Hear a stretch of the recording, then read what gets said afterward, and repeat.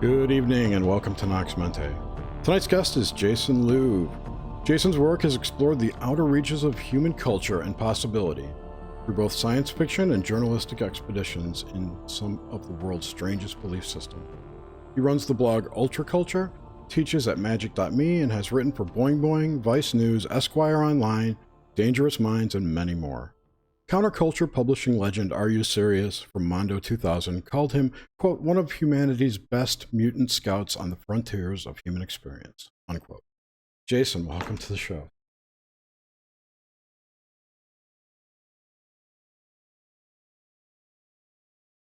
Likewise.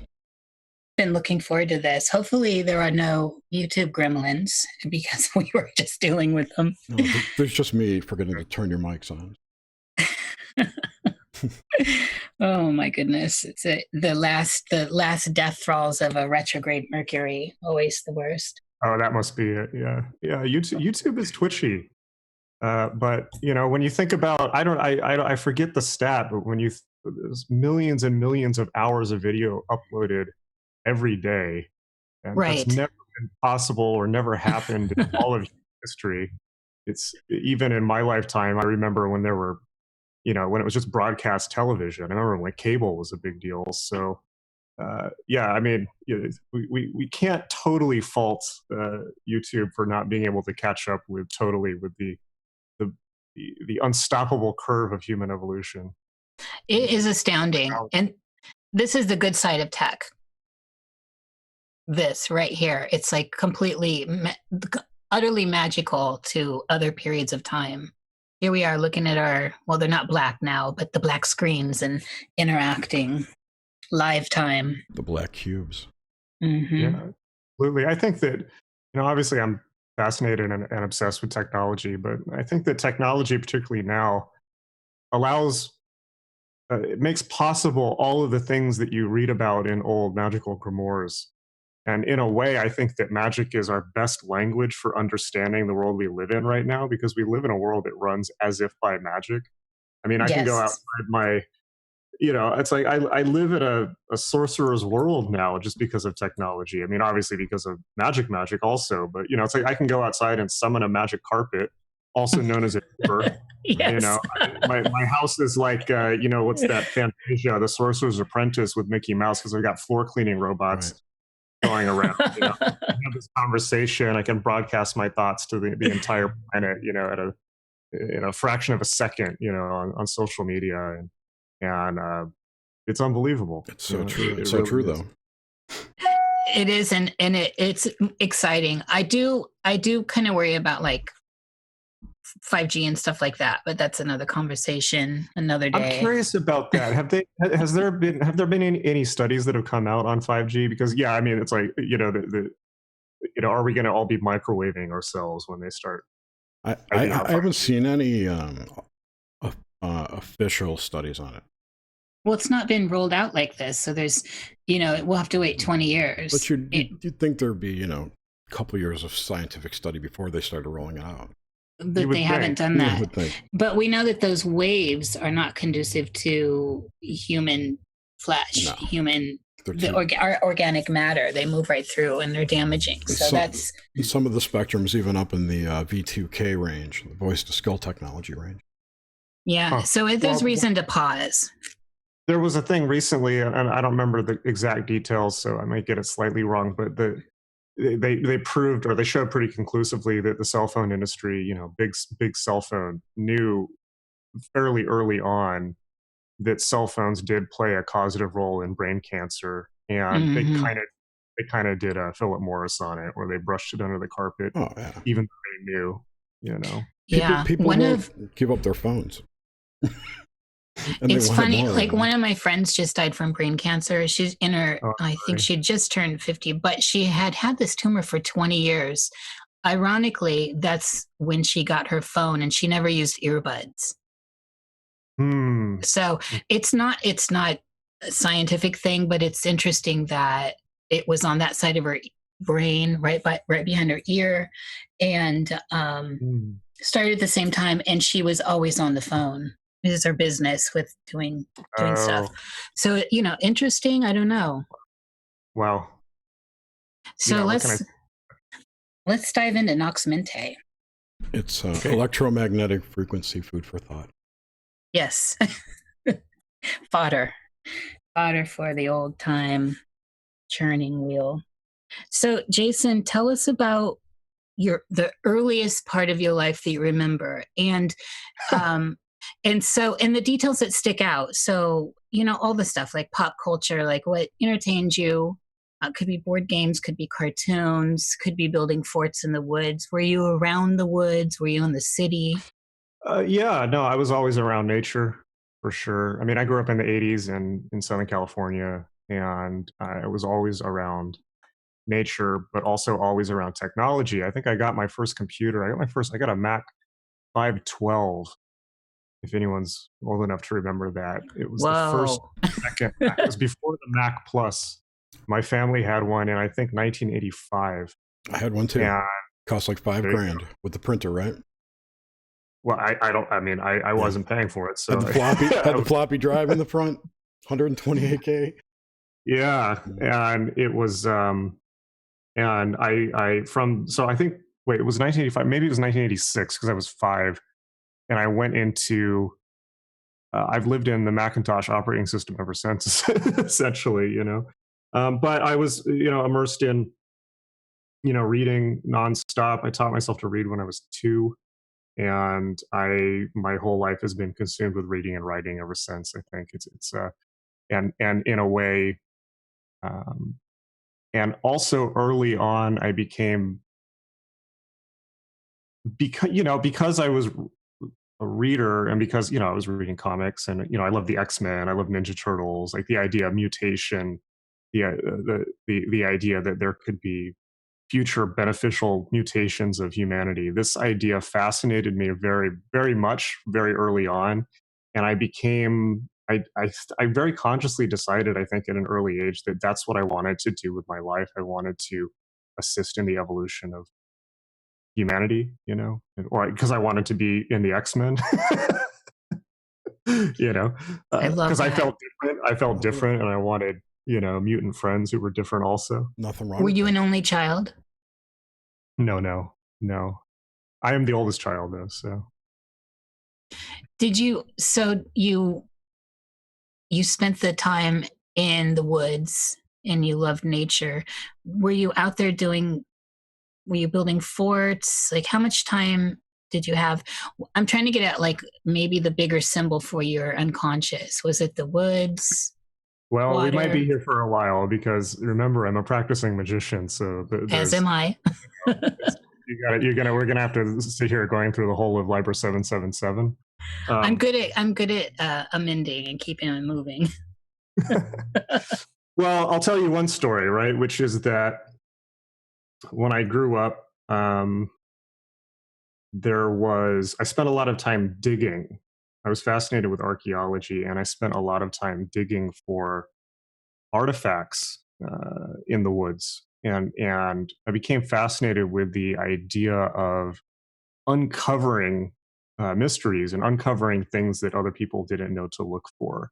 So that, in a way, is a symbol of the unconscious, right? Because it's what is doing unconscious work with the unconscious? What is doing dream work or psychotherapy or magic, but digging into the lower strata of the unconscious mind, trying to find symbols or ideas or the fount of inspiration. If you're an artist, if you're doing it in psychotherapy, it's simply to understand yourself. Whereas if you're an artist, it's perhaps looking for artistic inspiration or looking for a way to understand, the human experience, perhaps. So,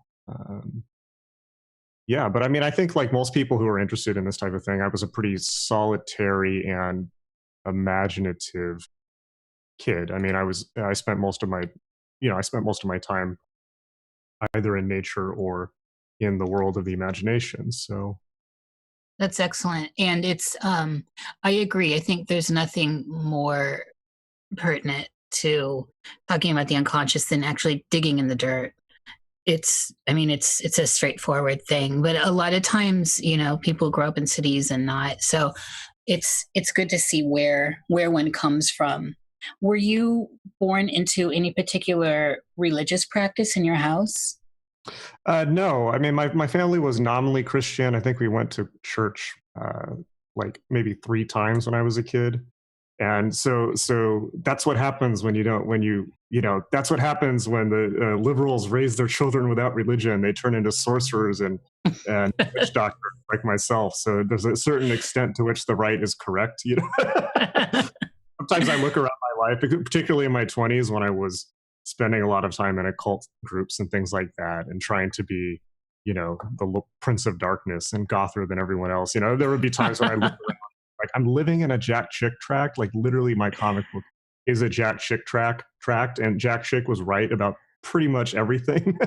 Oh so, my God. so yes, but to your original question, no, but I was fascinated with religion from an early age because, you know, I had liberal parents. They'd had negative experiences with religion, and they had decided in a very kind of progressive 1980s parents way to not raise me particularly religious, although they gave me the broad ideas of it. I guess I was nominally Christian. There was just an assumption that we were kind of Christian, but we never really did any Christian stuff.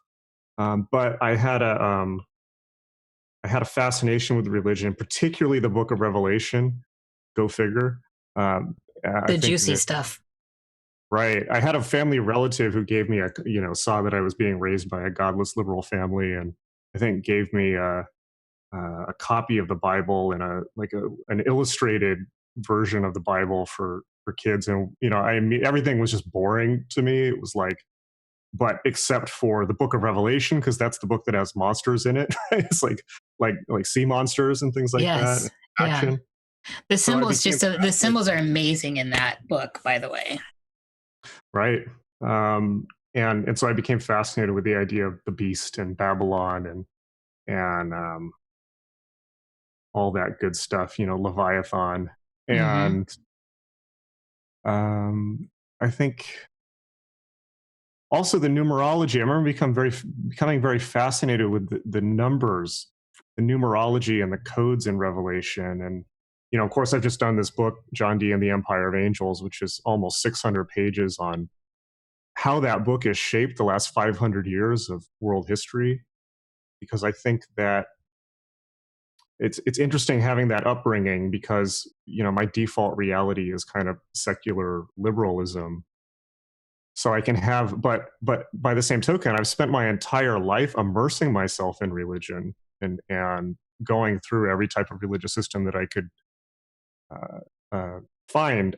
My friend Kenrick McDowell described me as or he said that what I was doing is I was a journalist that embedded myself within the world's spiritual traditions. I thought that was a great way of putting it. So I really think, you know, one of the core thesis of my work really is that you can't understand people and you can't understand world history without understanding religion, because religion is what people believe. You know, religions are the stories that guide people's lives.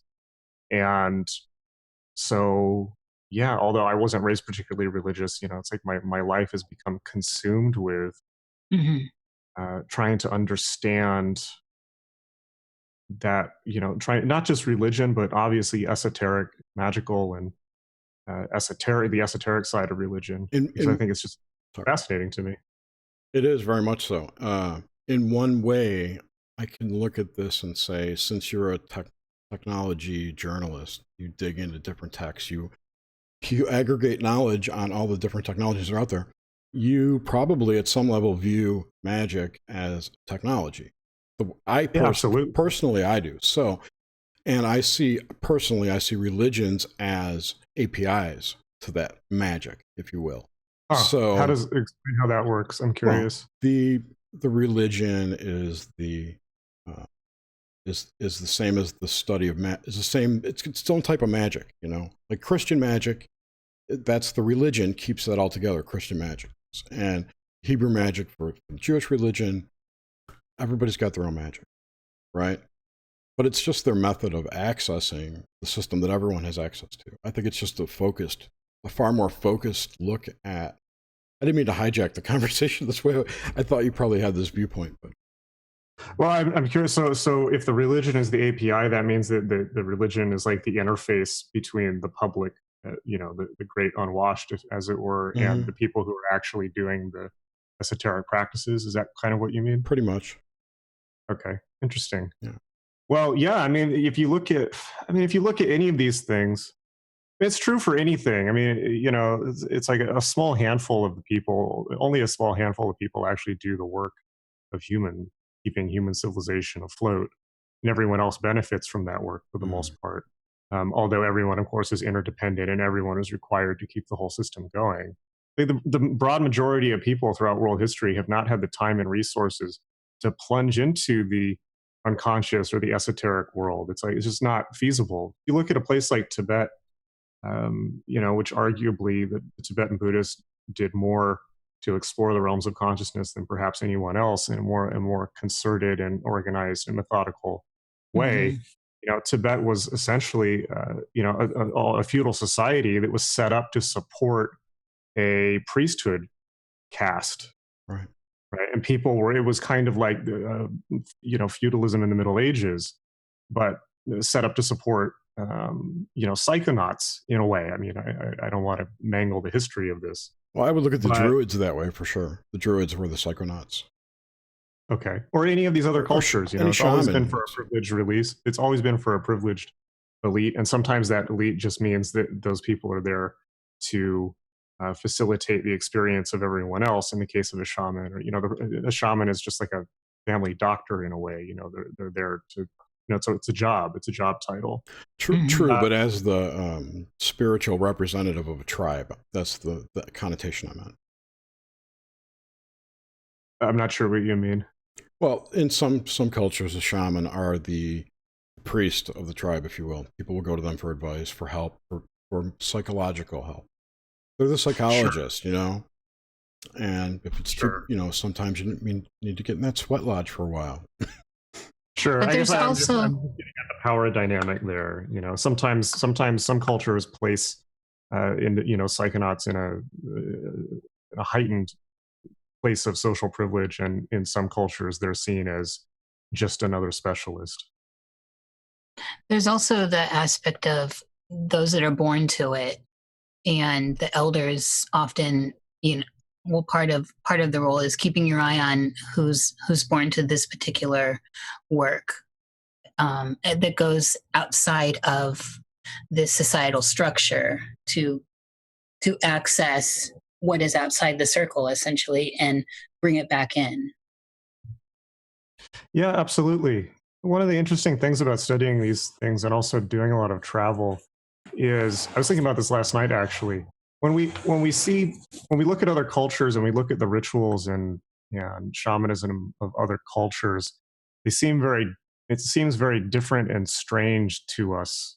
But if you explore a lot of it and you travel a lot and then you come back to your own culture, you see how our culture is the same.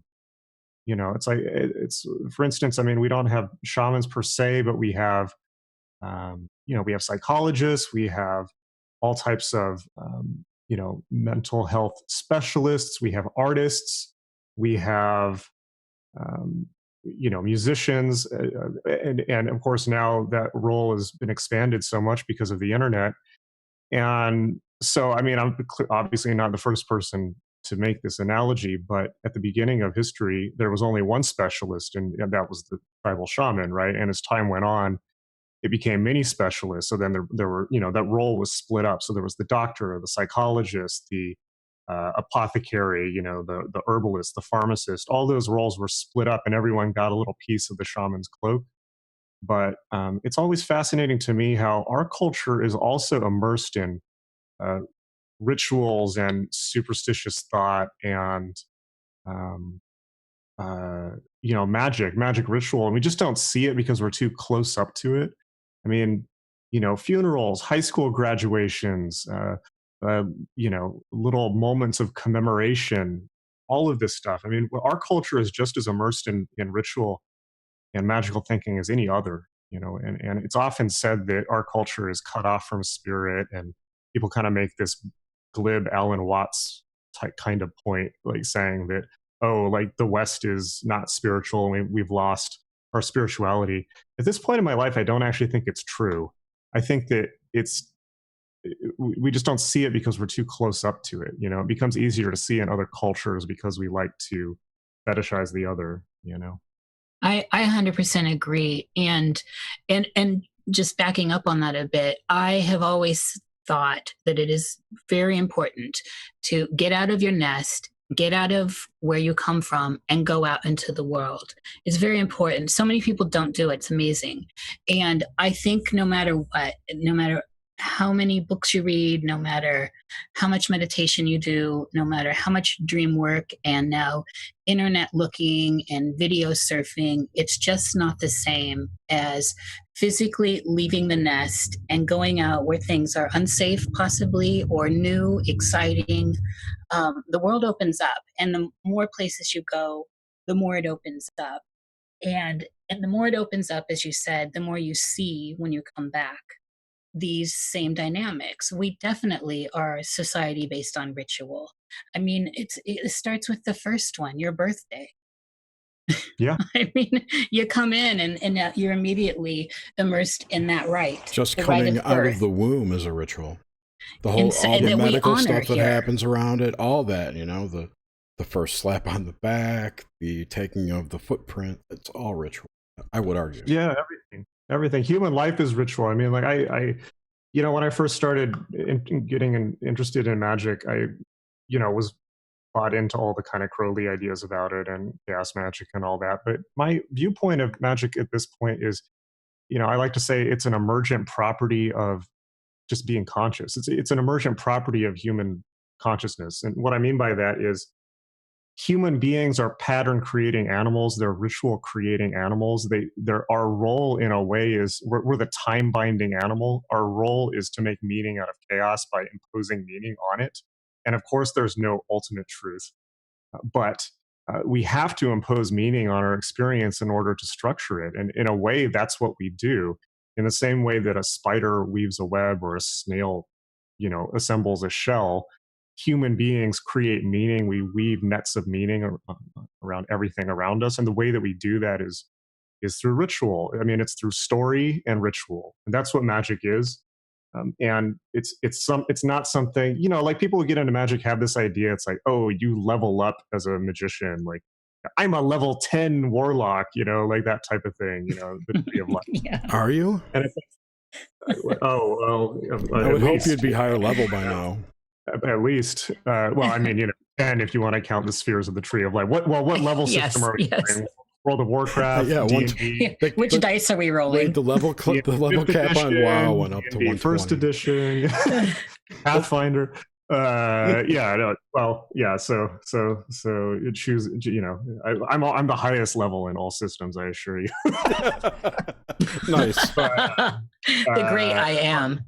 Well, actually, I'm the DM, so that's even more, right? It's infinite. But I'm a DM. And isn't that the point of? Isn't that the goal of esoteric practice, right? To become aware enough that you become a DM instead of a player. Yeah. Yes. I digress. What was the point I was going to make? Oh, so yeah, people in magic have this idea that it's like a power you accrue and that you get better at it. It's like, yeah, that's true to some extent, but really it's a group activity, right? And I don't mean a bunch of people standing around in robes. I mean that human beings weave patterns of meaning simply by associating with each other. We're always right in this moment. We're creating we're like, you know, spiders creating a net of meaning, right? And all the people listening to this are part of it. You know, like we're all creating this at the moment. So that's what I think magic is. I think it emerges out of consciousness. I think it emerges out of reality. But one of the great things about traveling and seeing other cultures is seeing how other people do that. You go to India and you see their pattern that they've woven. You go to China. I mean, I haven't been to China. I'd love to go to China. You see a different pattern. And you understand how fundamentally similar we all are, and yet how different. I mean, similar in the fact that human beings are all basically the same all over the world. They just want to, you know, drink a beer, you know, hang out with their loved ones and be left alone for the most part. and you know, and yet we're so different in a way, or we. I don't want to say different. I think that we're an infinitely creative species, and the world is almost infinite in the beauty and meaning that human beings have woven from chaos. And so I don't know how anybody could be bored or cynical or down on that, although I certainly have my moments just when I consider the ecological crisis and things like that. But it's amazing the magic that humanity is constantly in the business of creating. That's a bit of a rant.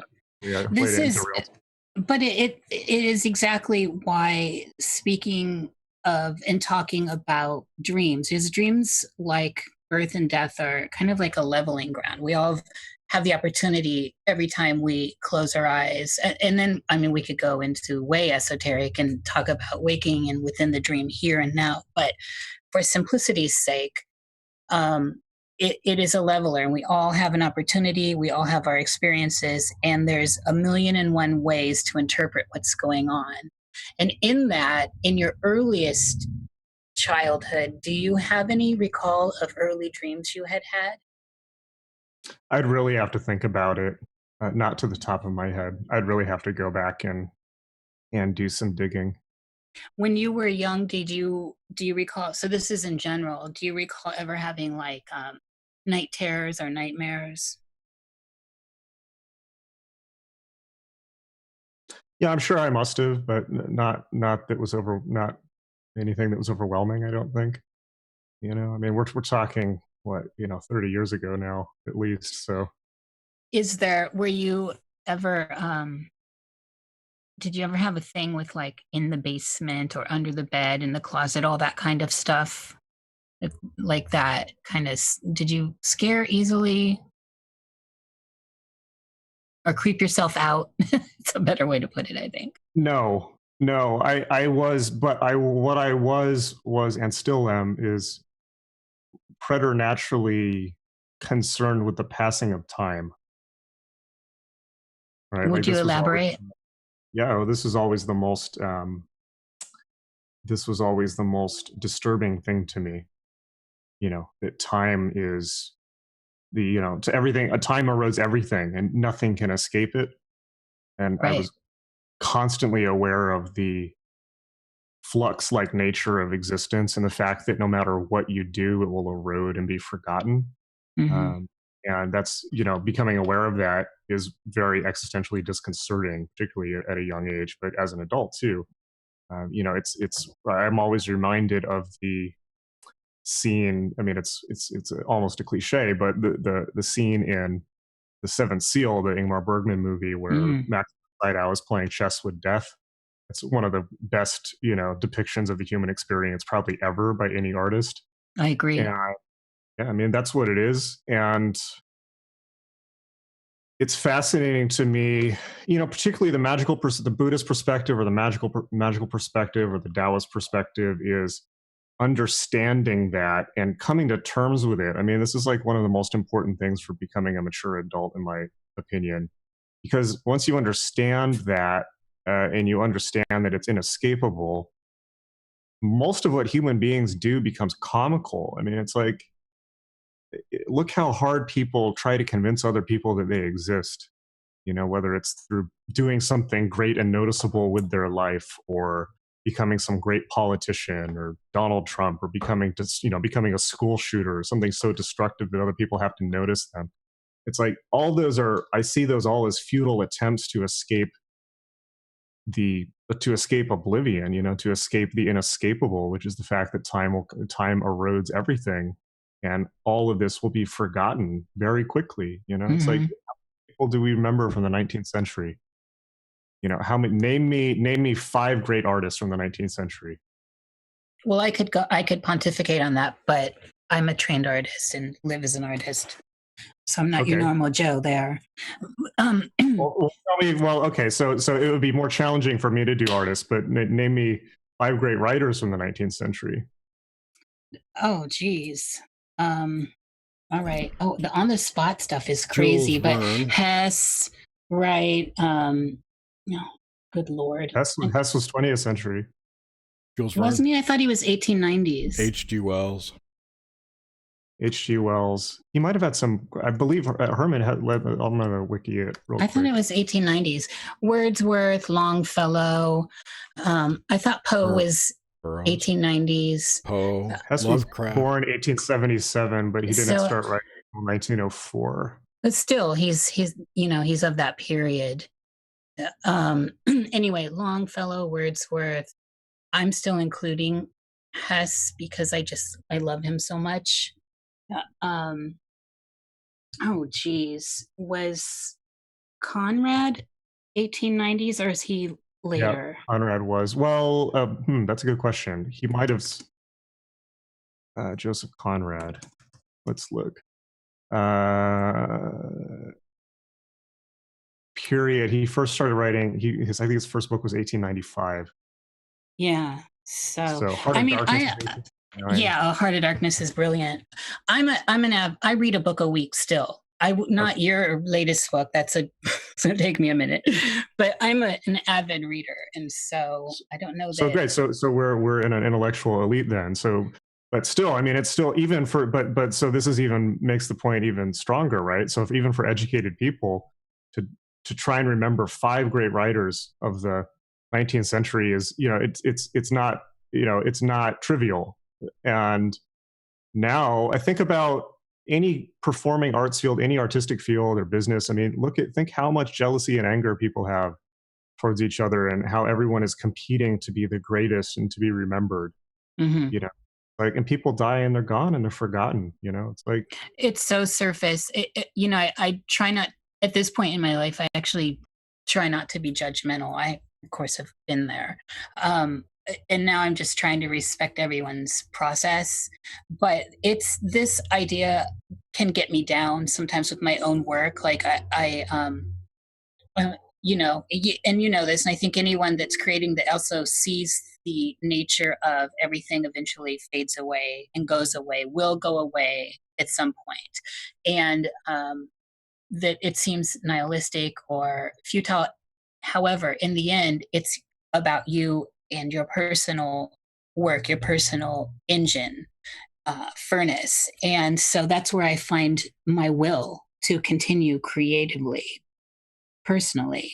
Do you, Sure. So, and so one of the reasons why I ask about the early dreams is because it's tied directly into memory. And it's hard to parse out sometimes what's memory and what's a dream. How are they different? They're both different states of consciousness, really. You're accessing a different realm in a way because we ascribe memory as something that is allegedly real, really happened, and dreams for most people are some sort of auxiliary function. But I think it's poignant when we try to go back to the earliest memories and then go back and remember how we were dreaming and how blurry that is. So when is your first memory of a dream? Like, how old were you, and do you have that imagery still accessible? I couldn't tell you. I'd have to sit and think about it for a long time. Were you a dreamer? I mean, are you a person that when you think back, I was always a dreamer. I had dreams, or I wasn't a dreamer. Yeah, of course. But I think that it's fascinating just to look at some of the things you said there. When we talk about memory being real, I mean, of course, we know that memory is not real, right? I mean, it's not possible as court evidence. We know if you ask any police interrogator, they can tell you that memory is completely faulty, and yet we represent our experience to ourselves, and we use it to define ourselves. You guys must have read the book Tibetan Yogas of Dream and Sleep. You know what? I have not. Oh, you have to read that. That it is on my list since we've started Nox Mente. That's a must. So in terms of dreams, I think that the Tibetans have the best, most advanced view of, the most advanced technology and the most advanced language for talking about dreams, at least that I've come across. And they talk about 3 levels, or at least that book, that school of Buddhism, they talk about 3 different levels of dreams. And there's one that is just the most surface level of dream is essentially digestive, right? It's like you're processing some type of experience that happened to you during the day. And of course, this is the explanation of dreams that's usually used by psychologists, or has classically been used for dreams, that it's, just a way of the brain digesting, in a way, activity that's happened during the day. The second layer underneath that is karmic dreams, meaning you're dreaming about either events in this lifetime or in other lifetimes that you are working out the karma of. You're attempting to release. And when I say working out karma, that sounds too mystical, but my take on that is you're working out and releasing the charge. You're releasing the emotional burden of the knot of something that's happened in your life or in another life, and you're trying to work through karma that way. For that reason, the Tibetans cultivate the dream state, because they realize that they can be meditating 24 hours a day. Mm-hmm. Then there's the third level, which is the occult level. There's the third level is like the precognitive dream, the dream in which it's basically lucid dreaming, but it's a lucid dream in which occult activity can be undertaken. And this is the hardest level of dream to get to. So I find this fascinating. And what I teach a course in lucid dreaming at magic.me, which is my school for magic. And in my own life, I've discovered, you're asking me about early dreams and things like that. I've developed a very interesting view on this in my life, which is that dreaming is a muscle that has to be exercised to develop it. And most people, in fact, many students who come to me, almost invariably tell me that they can't remember their dreams. They don't remember any of their dreams, and they assume, therefore, that they don't have the capacity to become more conscious of their dreams. What I've found in my own life, and also working with students, is if you write down your dreams every morning and you make that a conscious practice, and I made that a conscious practice at starting from the age of 15. When you begin that process and you write it down every morning, and in as much detail as possible, right when you wake up, immediately, before looking at your phone, anything like that. It's amazing how much a phone can disrupt deeper levels of consciousness. But the more you do that, the more aware you become of your dreams. So I think that dreaming, it's like building a relationship. The more you're able to do that, the more vivid your dreams become. The more you remember your dreams, the more detail you get out of your dreams, the more specific messages you get out of dreams. It has to be cultivated, and that's something that I think people don't realize. They have an idea that dreams just are given to them, but it's not true. It has to be exercised, just like going to the gym. And then, of course, as you do that, then that opens the gateway to lucid dreaming and other fun party tricks like that. Although it's not quite, I don't think that lucid dreaming is as cut and dry as people make it sound in books. I think that my own experience is that it's a continuum of just more and more awareness and consciousness and ability to recall your dreams. And some are more intense than others. I agree. And I'm definitely familiar with the Buddhist outline of dreaming, although I hadn't read that book, but the Tibetan aspect of it, and love it. Love the 3 layers, find the 3 significant. Of course, we could talk about the magic of this all day. When we're looking at you in modern day, Jason, and your dream landscape, what does that generally look like then? And I guess what I'm looking for is, and this is a generality, so color, sound, tactile senses, extra senses that you don't necessarily have in waking life, the whole thing. And this is, this can encompass anything that you view under the title dreams and dreaming. Let me think about that for a second.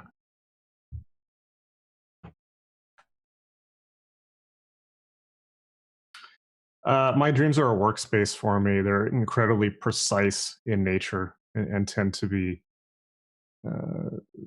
completely directed by a will to resolving certain things, particularly when I'm putting more effort into cultivating them, because it is a skill that has to be developed and maintained, just like going to the gym. Yeah, I totally agree on that. So So do you kind of view? I'm being a little bit taciturn about this, but that's I noticed. It's okay. It's okay. Intentional, I assure you, because my your dreams are private. I wouldn't just give all that out on a podcast. Although it's a fascinating exercise, and I appreciate the it does make for fascinating radio, I'm sure. Yes, wait, I got a question.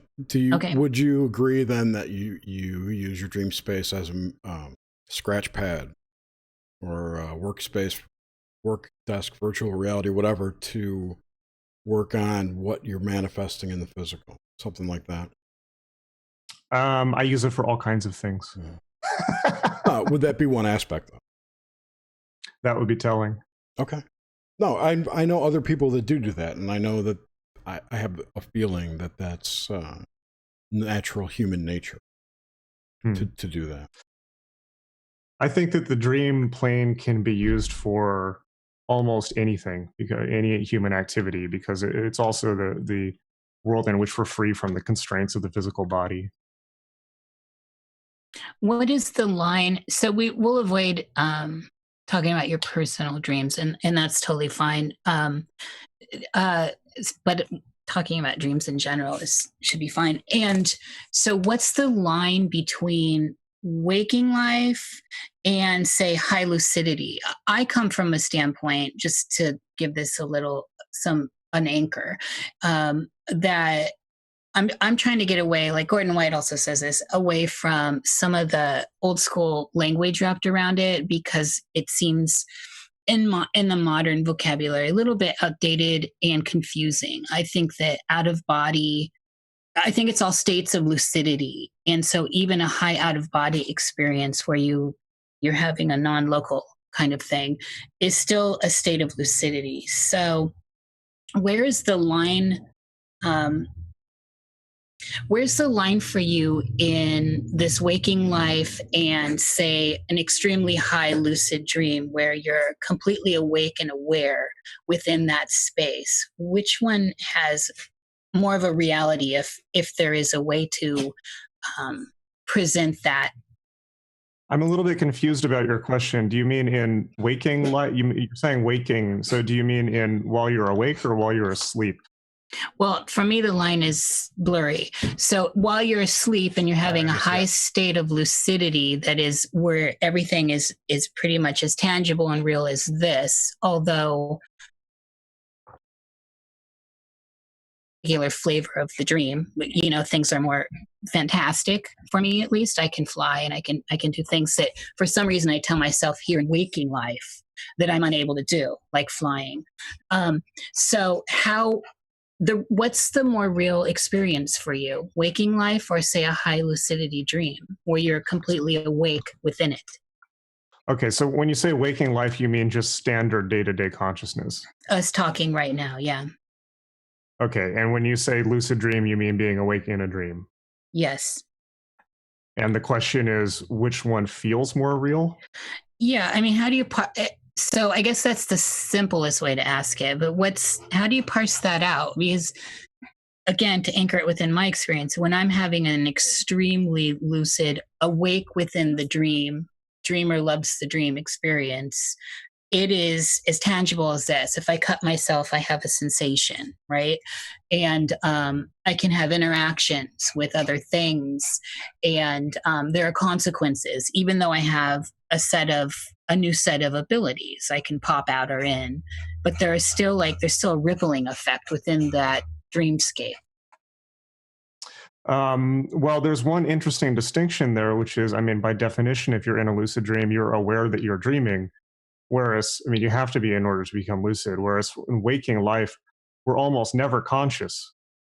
We're never in waking life. We're almost never aware that we're actually present and having a waking experience. I mean, this is really the crux of the matter, right? I mean, this is like Gurdjieff talked about.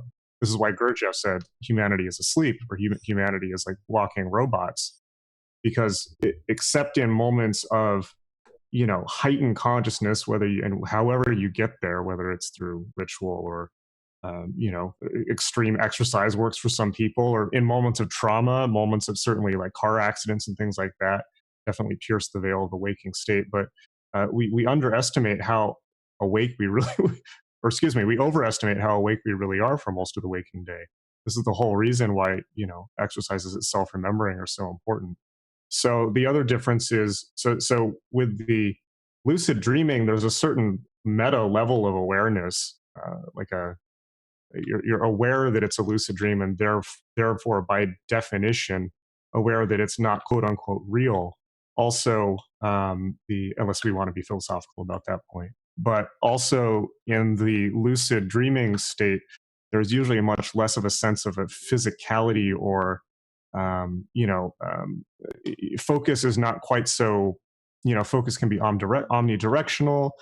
You can have a much different sense of spatiality.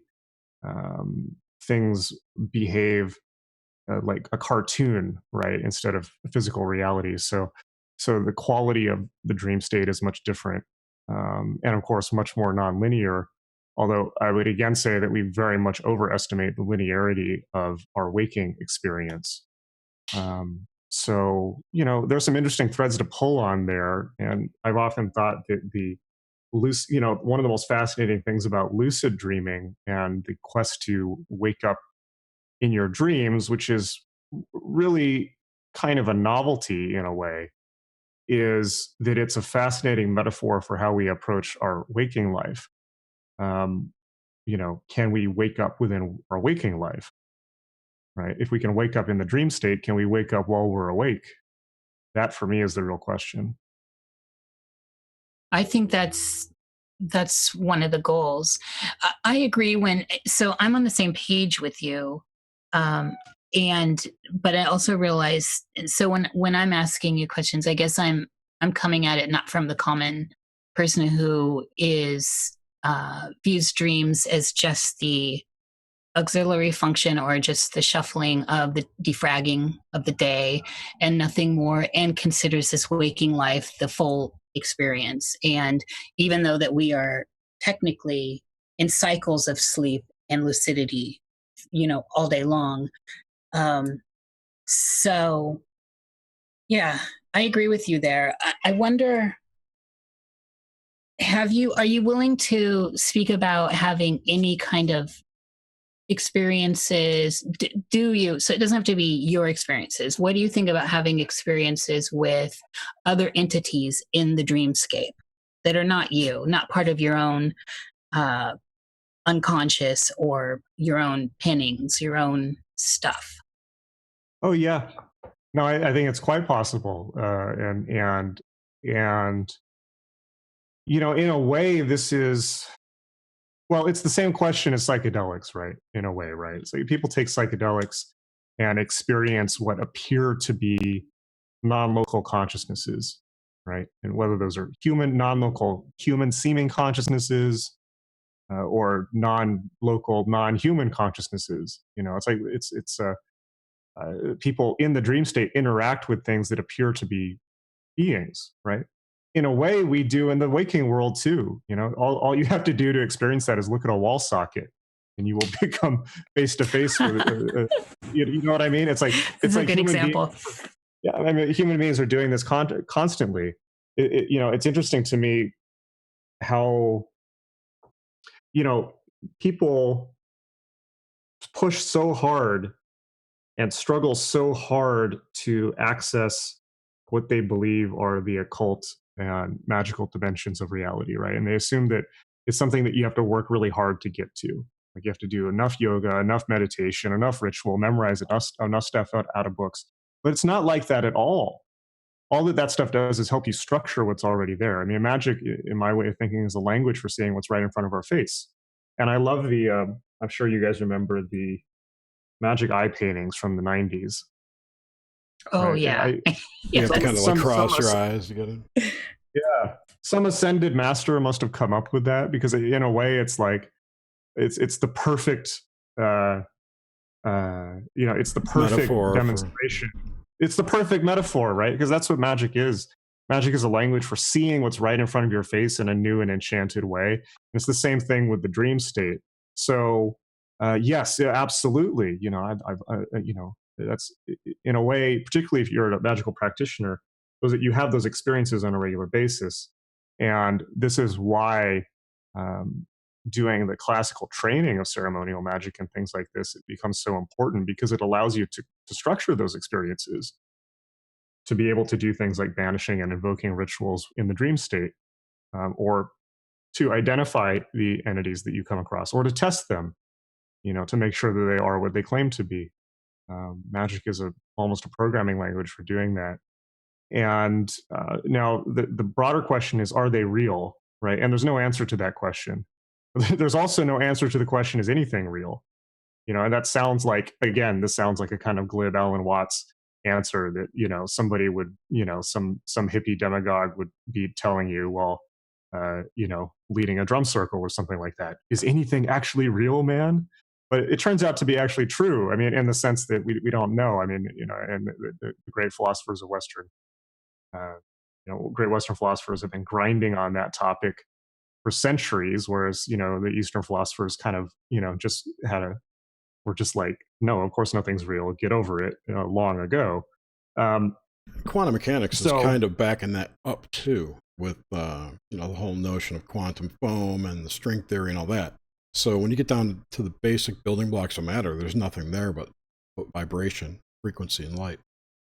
Sure. Although every time I tend not to use quantum metaphors, because every time I say the word quantum, I feel an apparition of Stephen Novella on one shoulder and Christopher Hitchens on the other, screaming in my ear to not sound like.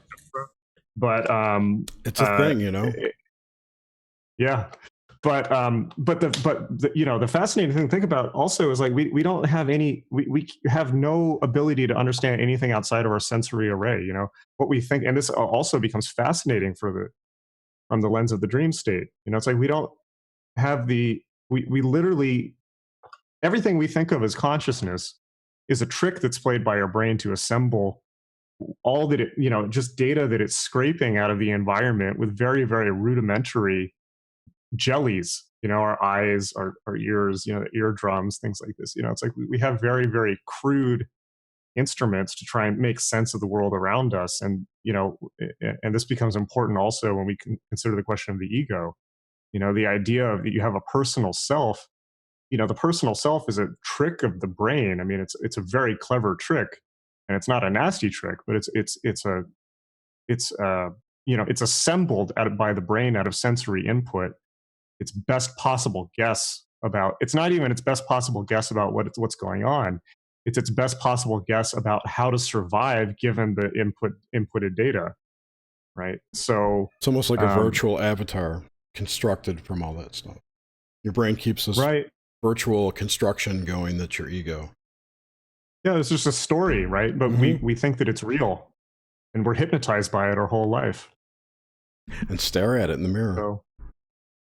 So yeah, other entities and things like that. I mean, yeah, of course. It's like I always come back to, Crowley said something, Crowley, I think in many ways, despite his many, many personal failings, is still at least one of the top most intelligent people to ever assess the field of magic. It's like, he really, in many ways, Crowley's writings still are the intellectual high water mark in the magical field. And in Liber O, he wrote a book called Liber O. I mean, it's not a book; it's just a pamphlet, really, in the early part of the 20th century, where he outlines some of these practices. And he says in that, the classic thing he says in that is, by doing certain experiments, you will have certain results. Results will follow, but you must be on guard at all times to never attribute objective truth to any of them. Because, case in point, if you do magical rituals, you will soon be confronted by beings too terrible or, beautiful or angelic to speak of. And this includes in the dream state. Absolutely. That's one of the first things that happens when people start doing magic. Their dreams become hyper vivid, and they start encountering these things in their dreams.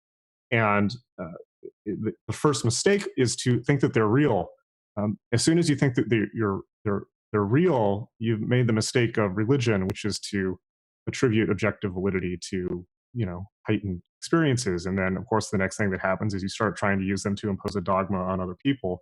But I think that Crowley very clearly makes the point that for every experience you have there's an equal and opposite experience somewhere out there in the world. And your viewpoints on your experiences may change as time goes on, because everything, to bring this back, everything's in a state of flux, including the meaning that we attribute to our own experiences. So if I was to go back and look at, I'm sure the records, my magical records that I was keeping when I was 18, I'm sure that there were things in there that would just mortify me and embarrass me to no end of some of the interpretations I was putting on things. But of course, I'm sure there'd be amazing things also. But our views on everything change as we get older. So, And thankfully so. right, right. What do you personally experience, have you, or go into the state of dreaming with an intent to learn something? And has that happened? I mean, some people might package that in a download. There's a lot of different language you could use. But have you had this experience of learning via the dreamscape, and then bringing that into this particular state of consciousness, which, just for lack of better words, we call waking life? Yeah, definitely. I think that's actually one of the best ways to start working with dreams because, the best way to start is to start writing them down. Once you start writing them down and you notice how that opens up the dream plane, and you get a good grasp on building that skill, the next step is to basically set an intent before you go to sleep. And it's like, you can write down an intent for what you want to experience in the dream, or if you want to learn something specifically. Some people will even, go so far as to write it on some paper and put it under their pillow, or as meditation progresses, that becomes that type of, as meditation progresses, all ritual and tools become less necessary or not necessary at all. But that's a good way to start. And it can be tricky to start too. I mean, you might have to do it, every night for a week until you get a result at first, or longer maybe. But yeah, absolutely. You can use sigils for that.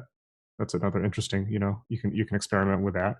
But yeah, I mean, it's like you can give your unconscious commands. The same thing as you can give your unconscious commands in waking life too, obviously, right? I mean, that's what results magic is. That's what sigil magic is.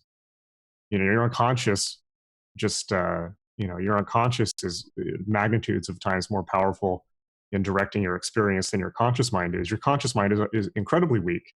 The conscious mind is, as you said earlier, a workspace. It's like a scratch pad. It can hold short-term memory, but we all know that our conscious mind flits from one thing to the next. It's incredibly, what's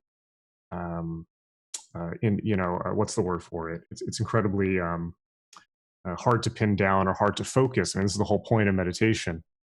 But the unconscious is a different story, and magic, in a way, is a technique for, a framework for embedding commands within the unconscious, so that the unconscious can work on them with its full processing power while you're barely aware of it. When you do that, that's when things like synchronicities begin to pile up, or things that appear like magic begin to happen in your waking life. Magic, in a way, just to lay it all out there, magic, in a way, is a system for shaping conscious awareness, one's conscious experience of reality, almost in exactly the same way as all the techniques for lucid dreaming shape the dream state. I mean, you're basically doing the same type of thing, which, of course, demonstrates the dream-like intangible nature of waking life. When you get synchronicities that pile up that are inexplicable, it's like there's no possible way that could have happened, and it just happened 5 times in a row. It begins to question, what is this? It's like, why is waking life behaving with dream-like logic? And I'm not saying I have an answer for that. I mean, we could, of course, make the leap to say that we're in, conscious life also is a dream state, or a virtual state, virtual reality state, perhaps. But there we have to cross the chasm into philosophy and into religion, and that all that, magic opens the question. But I'm not so interested in the answers as dwelling on the question, right? Because as soon as you try to answer that, well, now you're a willing slave of a school of philosophy, or the willing slave of a religious way of thinking, which I'm not so interested in. For me, I'm a magician. I'm interested in the actual experience.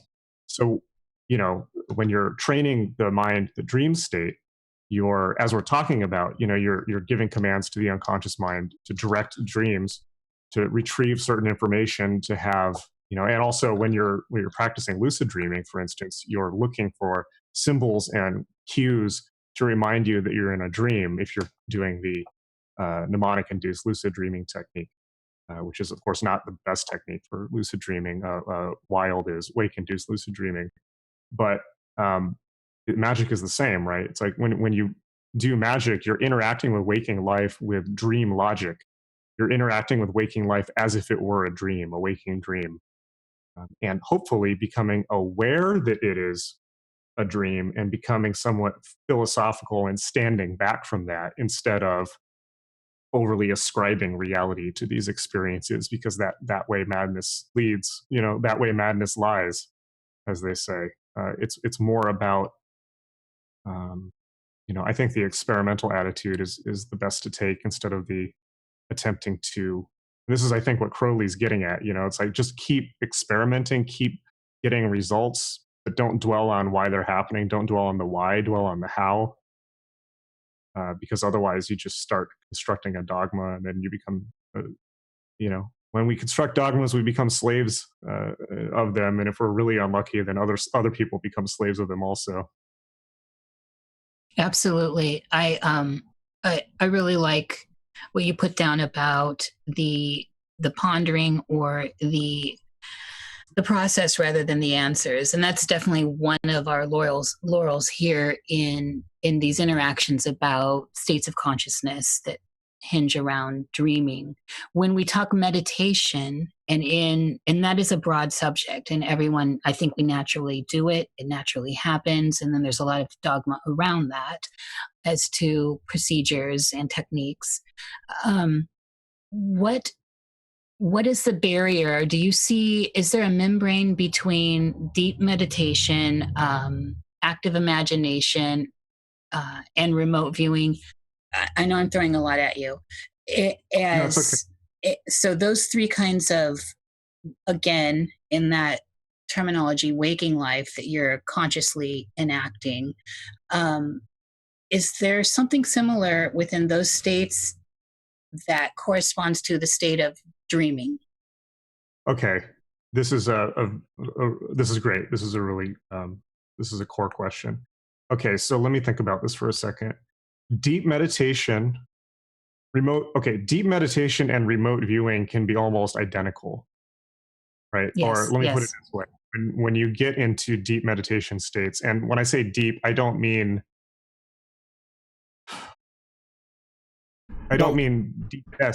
deepest, right? Like when you get into deep meditation states, you do pass through the astral, right? So Yes. So it's very common to, particularly when meditating, you know, and not just meditate, and this is more common when meditating in, for instance, like a retreat setting or a focused group, than it is in just day-to-day meditation practice, just because it's a more intense experience, or you may be devoting more time or spending more time on meditating. It is very common, I'll put it, to trigger remote viewing experiences while in deep meditation. And I will, and those, you know, just to put some more specific language on that, that can be very similar to, you know, having the sense of not being in the body, you know, viewing something perhaps far away. It can seem very much like flying. It probably was described as, you know, when the old yogic manuals and grimoires are talking about the state of flying, this is one of the things they may be talking about. Those are very similar, or identical, really. It may be the same thing. And that also can be quite similar to the out-of-body experience during sleep paralysis, or perhaps lucid dreaming. Those things are all of the same, seem to be of the same band of consciousness. But there was one other that you mentioned, just waking life. Yeah. Well, from waking life. So from what we ascribe as. It's a totally different experience than waking life.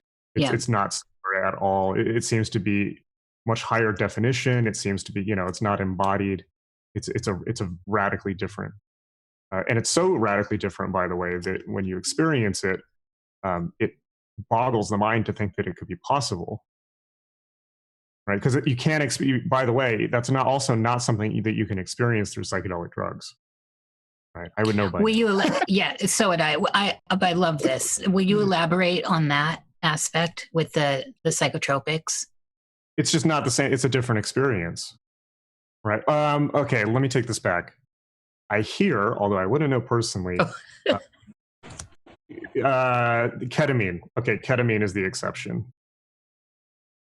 right? Ketamine can very easily induce the out-of-body or remote viewing experience. So I take that back. So I hear, as I've read on the internet.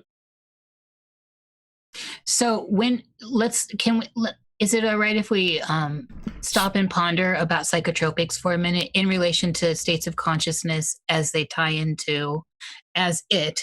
into the state of dreaming and the state of waking, which are both at our hands every day as we experience it? So when you say LSD, as long as we can get it, as I can get some water. Go ahead, go get some water. Okay, all right, I'll be back. Now we need some music, Jer. I actually have intermission music. It's hilarious. Yeah, this is a great conversation right now. Here we go. Intermission.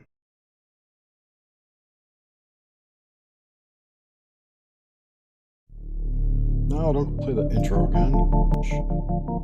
He's going to be back by the time you get that going. I see you have it going. I took it off. Because I'll forget, and then, no one will hear us for an hour. Right. Wouldn't that be hilarious? So far, is the stream all right with all the people in chat? Everything clear? Everything is cool. Everyone out there having a good time. It's funny we had such trouble starting. We have 36 people watching. Hello, everyone who's watching and not in chat. Whoa, I think that's a record for us live. No, it has to be close to a record. We usually only have like 20. Hello, everyone in the chat. I'm not in the chat looking because I close my eyes and focus on what's being said, so I sound like I'm following and try to muster up intelligence. So she doesn't sound like me, is what she means. Well, Jerry, you're multitasking. I'm not good at multitasking. So. Tequila makes you horny. That's nice to know, Joseph.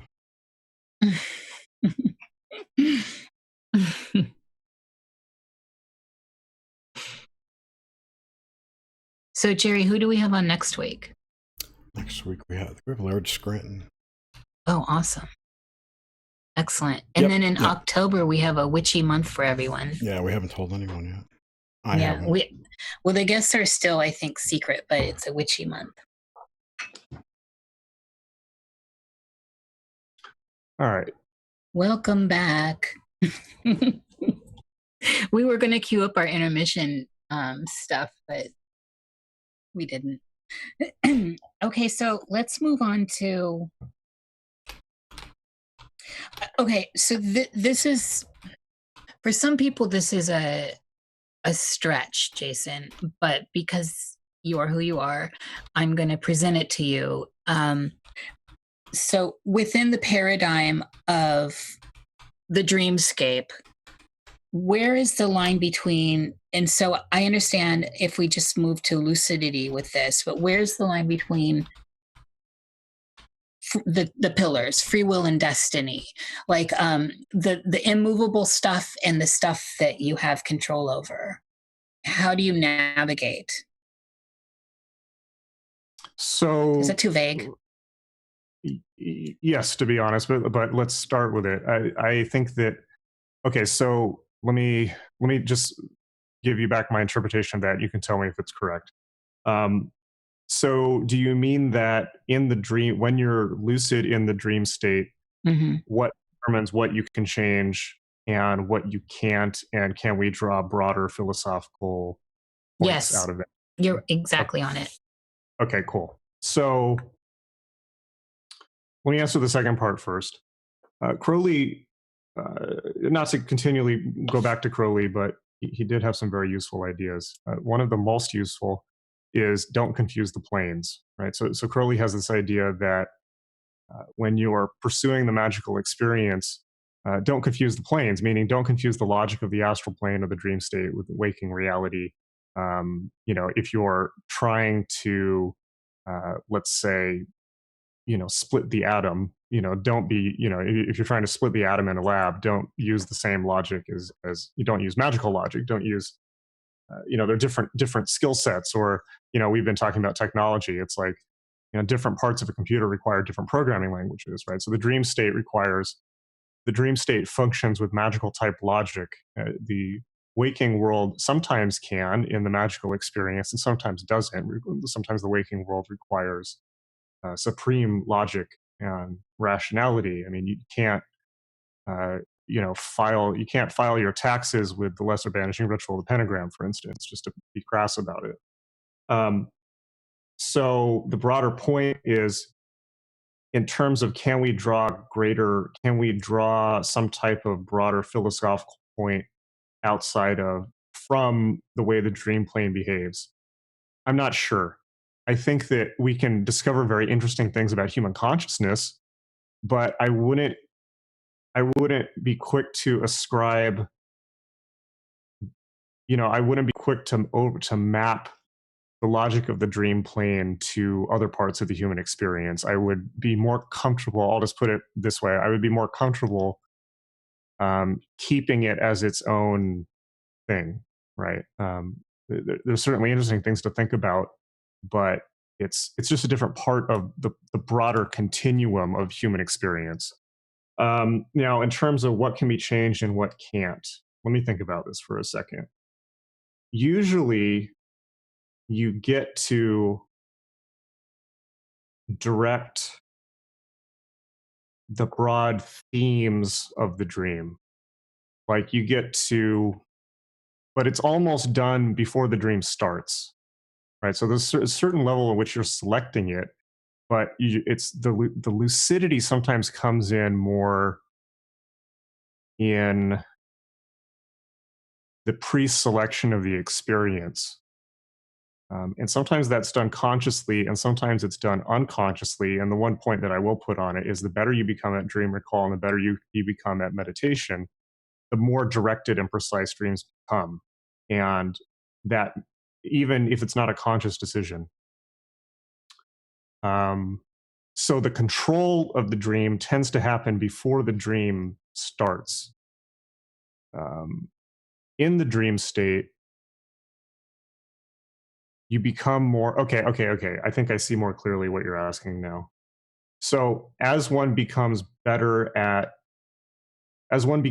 lucid, and again, I want to go back to my statement that lucidity is a spectrum, right? Because people it's easy with lucid dreaming to get a complex of, oh, I can't lucid dream. Like where are the fireworks? Something's supposed to happen. Nothing's happening.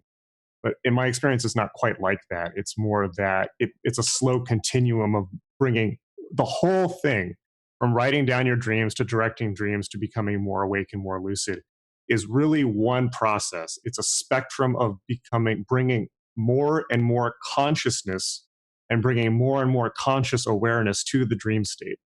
In the same way that spiritual practice is a continuum of bringing more and more conscious awareness to your waking experience. Why am I behaving this way? Why am I leading the life that I am? Why am I reacting to people the way that I am? Why am I on autopilot? Why do I not smile at the grocer? Why do I, what's going on there? What games am I playing in my life?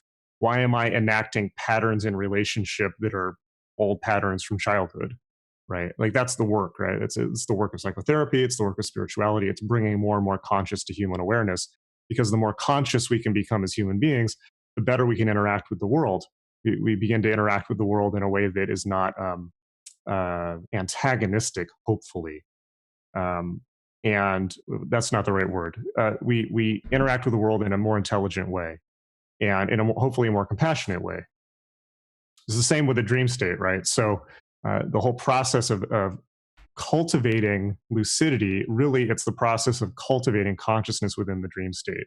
And what we can draw from that is that we can draw the connections to the spiritual path in waking life, because it's basically the same process.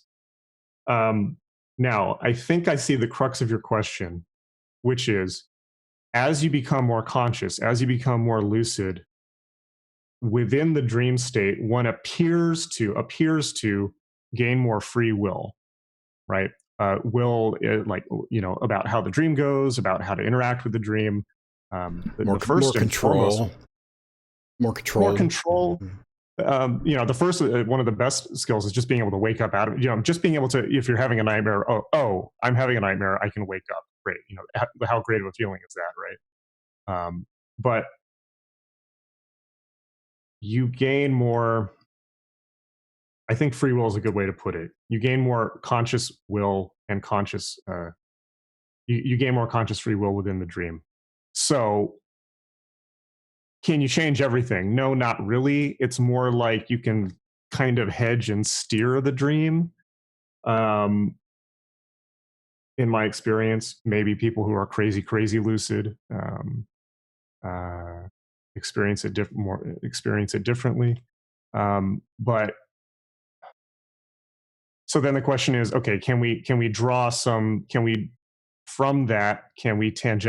something, some type of insight about waking reality? For instance, an insight that you could have, and that I'm not saying is the correct insight, but an insight that you very clearly could have is consciousness creates free will, right?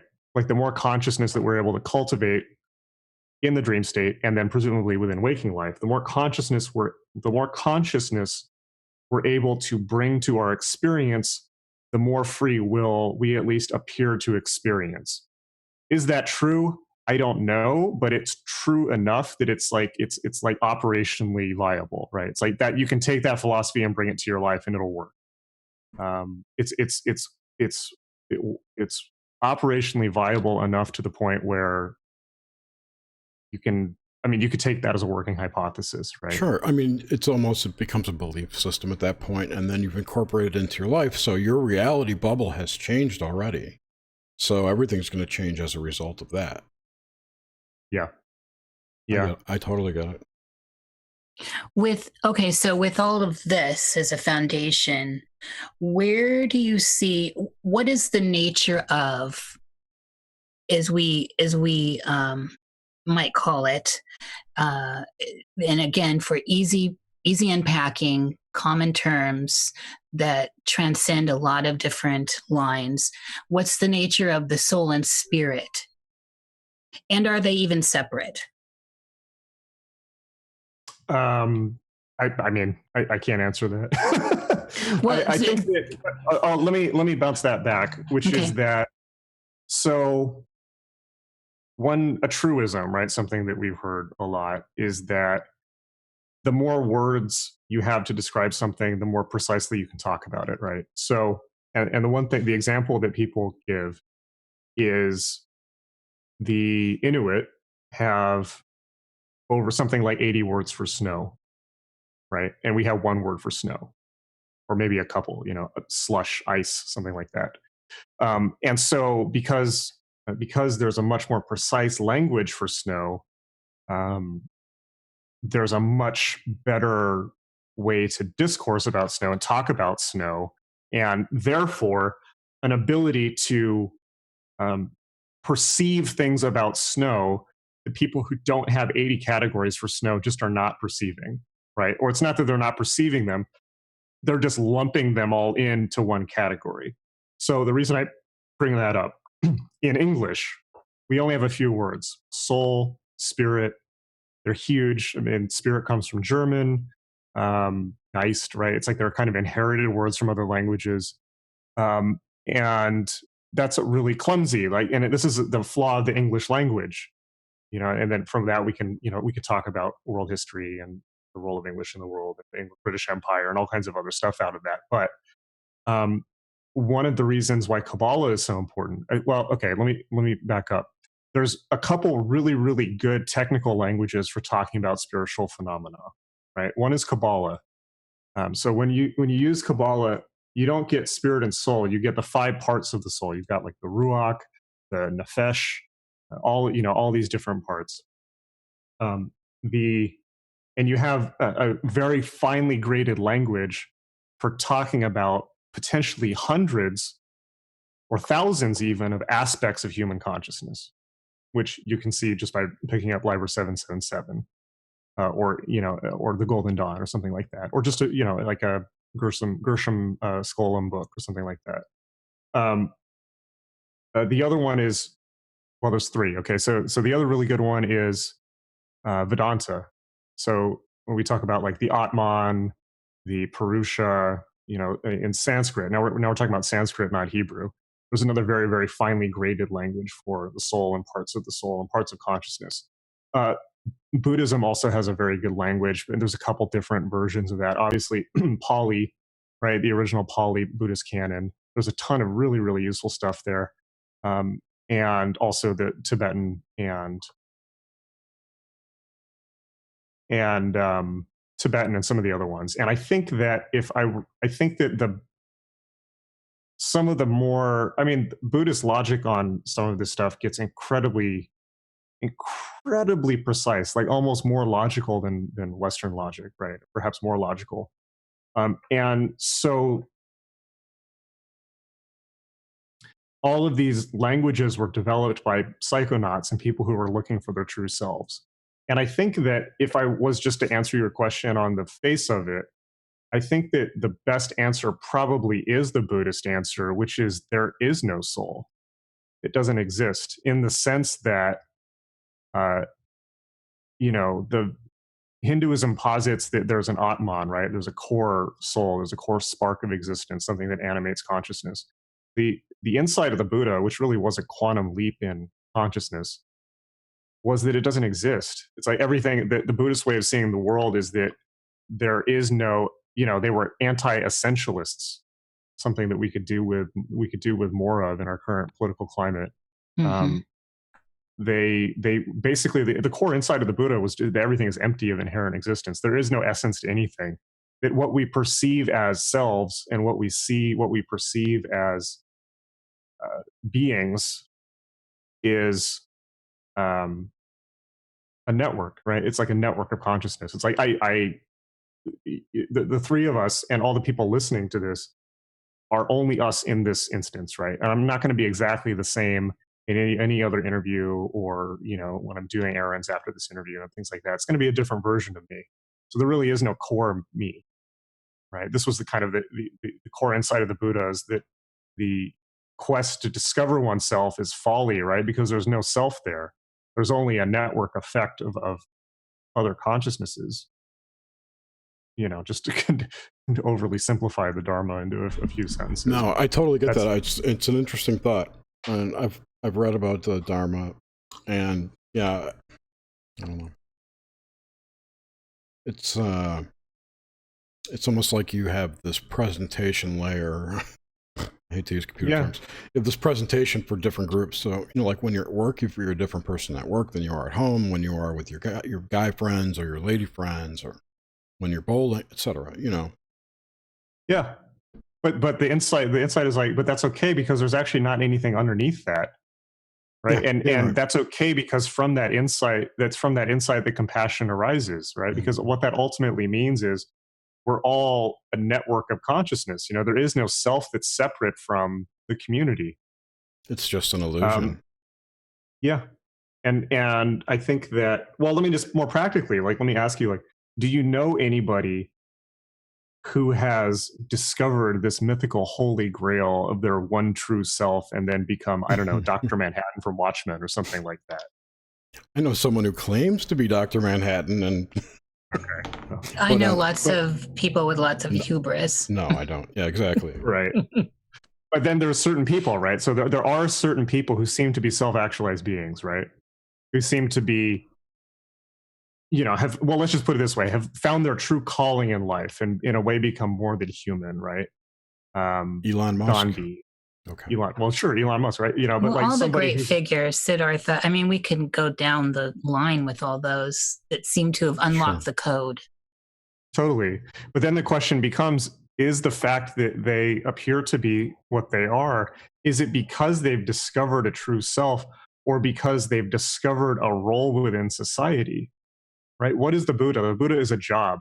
What is Gandhi? Yes. Gandhi's a job. It's a job that's required by humanity at large. Gandhi doesn't get to exist without, frankly, Gandhi doesn't exist without the whole of India and the British Empire. Right? Like that being, that node of consciousness does not come into existence without billions of other consciousnesses. It's necessitated by all those consciousnesses. So in other words, you're basically saying the consciousness is this blanket and people are just poking up through it to push up a little bit of the bottom, and then whatever's around it combines to make that persona. Well, I think we are the blanket, right? Right. We're not separate. Right. We're not separate. Yeah, that's what I was getting at. But then which comes back to the first thing I said in the interview, which is that, human beings are pattern weaving creatures. This whole thing, the tapestry, the grand tapestry. We are it. And that's a great take. And then you've got another blanket, which is the system trying to cover us up, right? In a way. No, I think Empire. the system's us too. It's all us. The system's us. It's a projection of. I agree. It's us too. Yeah. It's still out there. And until, physically and stuff, it's out there. It's not us. It's a pattern that we created, and we, how many slaves produce the computers we're talking on? I have no idea. Right? At least 14. I thought it'd be like 39 or 93. Maybe. Yeah. I'm not sure it's quite that much, but it's enough. 418. We are the empire. Yep. With all this, where do you see the nature of, and so recurrent dreams, which we tied into earlier talking about synchronicity, and certainly reoccurrence is a form of synchronicity, if not synchronicity, but tied into this other level of finding a deeper layer of consciousness or a deeper awakening within the experience of reoccurrence of synchronicity. So when you say recurrence, do you mean like Nietzsche's eternal return? Yes. And you're relating that to synchronicity. And so, okay, so let me put this, let's do this again. Let me see if I understand. I'm just going to put this in my language, and then you can tell me if it's right. So when we experience patterns in reality, of which synchronicity and the eternal return are examples of, when we see that when we see that there appears to be patterns in existence and patterns in the nature of reality, it seems to hint at some deeper level of reality. And what is that? Is that kind of what you're asking?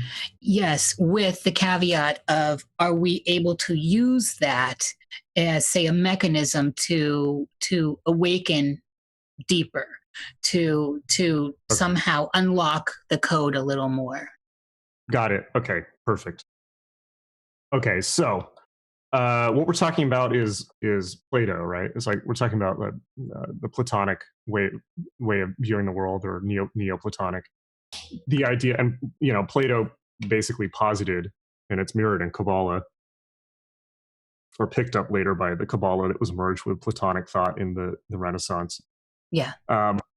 That there are eternal forms, right? So Plato, for instance, there are, and the classic example is the Platonic solids, right? The cube, the sphere, all the dodecahedron, all, everything that looks like D&D dice. Exactly. Right. It always comes back to coincidence. D20s. I think not. Trust me. Yeah, of course not. So the okay, so the example, the classic example is, there are many chairs. There's there's billions of chairs in the world potentially, but there's one idea chair, right? There's an eternal chair, the idea of chair from which all other chairs proceed. And that in Plato's way of thinking is the eternal chair, right? It's unbreakable, it's unchangeable, it's written on the walls of eternity. Kabbalah picks up this idea greatly and extrapolates it. And so that there are unchanging, the writing on the walls of eternity is unchanging, right? There are certain forms or patterns that are eternal. And it's not just chairs, it's for human beings, right? There's the eternal, I as a man am somewhat unique and also somewhat basically exactly the same as really every other human being that's ever lived, but it's like there are certain patterns which recur. Now, there's also danger in this way of thinking, and you can tell even when I started talking about, when I started verging on it just by saying, I as a man am perhaps like all other men that are, have ever lived, right? It's like, so here the danger is essentialism. And the idea that those things are somehow those things are somehow objectively real, right? So we can easily make a slip here, which is that, okay, there are billions of chairs, but those are all passing. That's Maya, that's samsara, right? It's like that. None of that is actually real. What's actually real is the eternal chair. That's real. Now, that's a slip, and that's we have to be very careful with that, because that also is only a stage. And if we don't get past that, then we end up in essentialism. I can think of more than a few people who are making that mistake right now. Jordan Peterson, and it basically becomes a far right project. Right, the far right very much loves the idea of essentialism. Jung picked up on this at length with the idea of archetypes, right? And we can see Jordan Peterson abusing the hell out of that concept, claiming that the archetypes are in some way literally real. And then from there, of course, it's only a hop, skip, and jump away to, for instance, ascribing essential character to groups of people, right? Gender essentialism, racial essentialism. This is really the pit of the far right and fascism, ultimately. So the important next step from there is to understand that those forms also are transient. They also are empty of inherent reality, just like everything else, right? Those also are simply the performative constructions of reality, of humanity. And ultimately, they proceed from emptiness. They proceed from the void. And just because they are, let me put it this way, the only difference between the archetypal level of reality and waking life, like the transient flesh and blood level of reality, and of course, in the dream state, we can experience things that appear to be from the archetypal level of reality. The only difference is that it's on a longer time scale. That's it. Right? That's it. The idea of a chair will live longer. If you can almost consider it an independent entity. It might have a lifespan of 10,000 years, 20,000 years. Who knows, right? But it's still mortal in the sense that it's still a transient passing phenomenon, and it too will pass into the void. And that's important to realize. And it is deeply disturbing to people to realize, because people want there to be, they really, really want there to be eternal forms. They really do. Whole religions are founded on that concept. Christianity founded on the concept of eternal forms, right? Hinduism founded on the concept of eternal forms. Like, these are religions that say there is something exists. You might not be able to see it. You might not be able to touch it, but it's really real. And if you essentially live your life within the bounds and constrictions of these eternal forms, as laid down in the Bible or the Vedantic scriptures or whatever it is, again, ritual, right? All that is ritual patterns created by cultures on a long time scale, a couple thousand years. They really, really want it to be real, because people are fundamentally terrified of losing control. It's scary. They want things to be real. They want to be able to control their existence. Religion is just an extension of the same impulse. It's like we impose forms on reality to control it, but you can't. And this comes back to the fundamental tragedy or comedy, right? It's really a comedy of human existence, which is that humans are the time-binding animal. Like, as you know, they attempt to impose meaning on everything in order to bind time. But binding time is not possible, right? It's just not. It's not possible to bind time. You can't. And from this, we get all the tragedies and great drama of human existence. You know, Ozymandias or Shakespeare, or all great. Alexander the Great trying to conquer the whole world, and then he dies of malaria. It's like. And this is the fundamental, I'd say, let's say comedy, right? It's like the fundamental comedy of the fundamental futility of human existence. That human existence becomes slapstick in the end. It's like the Three Stooges, because this is all we're trying to do. We're trying to bind time and make things really, really real, but you can't. You can't. So, yeah. Herman Hesse really gets at this idea in his, what I think is pretty autobiographical, his book Steppenwolf, which I think is his masterpiece. Yeah, it is. I mean, there's so many good lines out of that too that bands have formed from, but there's only enough time in eternity for a joke and stuff like that. So in running with this theme of reoccurrence, how do you experience, so this is also a personal thing, like how do you experience this, but also what do you see the function of déjà vu? Okay. I don't know. I think that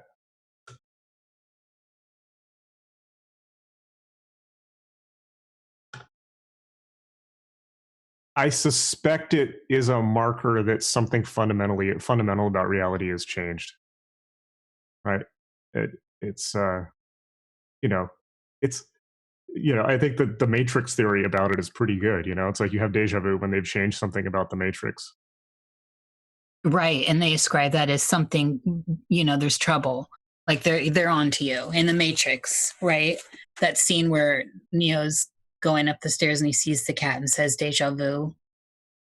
I think that what it might be is a marker that we've selected a different track. And okay, so I will commit the cardinal sin of referencing quantum physics, but the whole many worlds interpretation of quantum physics. I did it first. There's many. Okay, it's all right. We're all. Jerry broke the ice. we can confess on Sunday. I think that the idea that there are, it's only an interpretation of an experiment, right? It's not even really a theory. It's just an interpretation of an experiment. But the possible interpretation that of the ramifications of the wave particle experiment is that perhaps we are selecting. There are many different possible outcomes. All that. Well, what is it? It's like that. So there's infinite realities in which different outcomes of decisions exist, right? And it depends it takes the observer to manifest it. Got it. Right. So déjà vu potentially, I mean, let's just say like an interesting thing to think about is maybe it's when we choose to observe a different time track, right? It's like some part of us decides to jump to a different, I mean, that's magic right there. That's sorcery, right? It's like a decision is made. And again, it's like with the lucid dreaming thing. It's like the question about when do you get control? And I was saying, well, it's kind of pre-selected before you have the dream. Well, what part of you pre-selects it? Not a conscious part. I think it's the same way with déjà vu. It's like some part of us selects a different reality. And that's what magic is for, right? The whole apparatus of ritual magic, once you strip down all the hot topic nonsense off it, and the personalities and the big words and the egos, and all the nonsense crap that people have accumulated around magic to make themselves seem special. That's what it is, right? It's like magic is a technology for change. It's like, in a way, it's exactly what it says on the can, right? What is magic? Magic is a tool set for altering reality. What does that actually mean? I think functionally what it means is selecting different time tracks. I agree. And the tagline, changing at will, that in my lifetime's gotten overworked, is exactly this. For me, with magic and with just directing thought. You said something very important earlier that that I say a lot, just being, I guess, raw and gritty, is I deal with this. This is a thing of losing control, fear of losing control, which is why I'm not addicted to anything, because I don't want to lose control. And I have found in the psychedelic experiences I did as a young person, that was what kept me from wanting to do more, right? There was this sense of I'm not in control, and I don't like when that happens, which then led down, down the bridge of where's consciousness? Where's my consciousness? Where does it live? And why am I, however you want to ascribe that, afraid of the loss of control? Which brings us into kind of the last segment here of death. What do you think? So with everything that we've put on the table tonight, what do you think is that state of consciousness? So, and it's open, Jason, it's open, like with the process of death, obviously we go through it on a physical level, which then of course our beliefs and fears and all that come to play in how we process death. If we have a slow one, a fast one just happens. But what is the state of consciousness that is death? In context to this tabled conversation we've had. Like, what's your opinion of it? We're not asking for the authoritative answer, obviously. Well, this show's not about authoritative stuff. We're talking just one, what are your, Well, what, say, right? Yeah, exactly. I mean, in a sense, all human activity is like an attempt to distract ourselves from that. Like everything from, I don't know, playing freaking Ocarina of Time to having kids to, starting a war, right? It's all a distraction from the fundamental terror of having to stop. And what you get that, I'll say this, right? Because I don't know. I just don't. It's like, well, I can repeat stuff from books, but who the fuck knows, right? Well, your gut, your feelings, yeah, exactly. Your meditative ponders, your magical workings, how it all plays into this. Sure.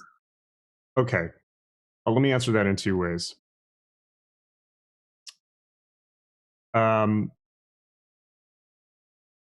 When you meditate at length, okay, so the earlier point, fear of loss of control, right? The message of psychedelics is releasing control, right? Like that's kind of the whole point. So it's also the lesson of meditation and spirituality to some extent, and it's also the lesson of life.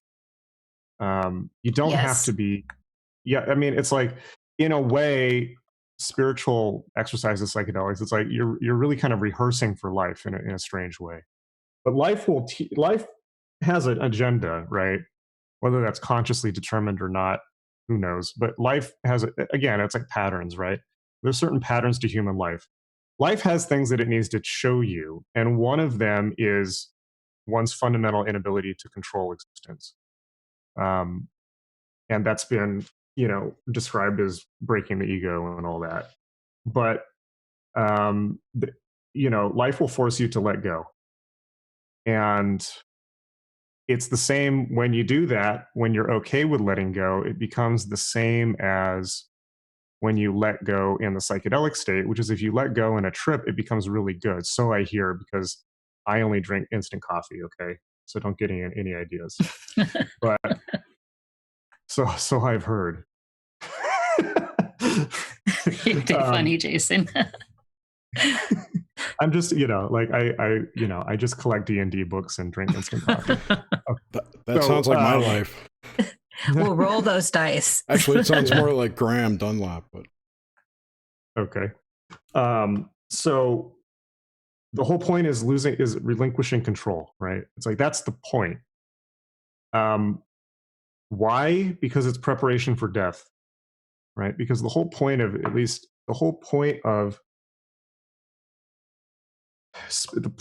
spirituality is rehearsal for death. Life is rehearsal for death in a way. It's like what can we do so that we die at least somewhat content? For most people, different people have different answers to that question. For most people, it's kids, right? For most people, it's reproducing. For some people, it's some creative project. For some people, it's building a business. Everyone's got to contribute to the world somehow, right? Or somehow feel that their time here was well spent, right? And different people have different answers to that question. But ultimately, it has to be faced. And I think that, okay, what I'll give you a practical answer of what I know is true, right? Which is just about life, right? It's not really about death. Death causes people unbelievable anxiety, right? Without them even knowing it. It's like all kinds of stuff causes trauma and anxiety. Childhood trauma causes us anxiety and causes us to behave strangely. Um, uh, Adulthood trauma. I mean, I think we shouldn't even just talk about childhood trauma. Life is traumatic. Adults are traumatized. Traumatizing things happen to people in the professional environment. They happen all the time. So life is often very traumatic, and it's a lot to process and causes a lot of anxiety. All kinds of things can happen. Political instability causes great trauma and anxiety. But underneath all of that, the deepest one is the fear of death. That's what causes us neurosis. Freud obviously talks about, Freud and Reich talked about fear of sexual release, and sexual repression is underlying anxiety, but it's deeper than that. And obviously sex and death are neck and neck, right? Thanateros. Scorpio. Yeah, exactly, right? But the release. And this is what I will say. People need not be anxious about death. I don't think they should be, right? Like, my personal experience is that death is the ultimate orgasm, right? I think that it's the ultimate release from the strain of existence. Existence is hard. Now, please don't mistake what I'm saying. I'm not saying that death is a good thing or that we should be rushing to die or something like that. That's not what I'm saying, because you can't just relinquish into the void. It's like to misinterpret the whole Buddhist idea as, oh, well, if existence is bad, then why don't we all just die? No, it's like, that's not the point at all. I mean, the point is to live a life and perfect it and make it as good as possible so that you can die happy, right? So that you can release this existence having used it to its utmost and having lived it to its utmost, right? I mean, the whole point of spirituality is to be able to face death with a smile, right? And I think that unless we can do that, it's nonsense, right? I mean, like, what else is there, right? Collecting robes and knowledge and fucking like experiences, like a resume, so that we can like compare them with other people and be spiritual materialists, like Chogyam Trungpa said. Is it about collecting grades or becoming this, that, or the other? It's not. Spirituality is not about becoming something. It's about being okay with releasing what you are. That's my opinion of it. Now, in terms of what actually happens in the death experience, I think the Bardo map of the Tibetans is a very good map. It's certainly fascinating. It makes sense, but ultimately we don't know, right? We don't know. I mean, I could go on a whole rant about the Bardo forever, but I don't know if you want to suffer that. No, thank you. I would some other time though, because I love that too, and can be right there with you. Okay. So I had a couple questions, if I can jump in here, Nish. Mm-hmm. Oh yeah, absolutely. I wanted to know. I don't know where I wrote it down. I had a couple questions. So it's about your book questions, but probably none you've never have been asked because I'm weird. Cool. When you were a kid, did you have any kind of experiences with paranormal activity or Sure. UFO? Okay.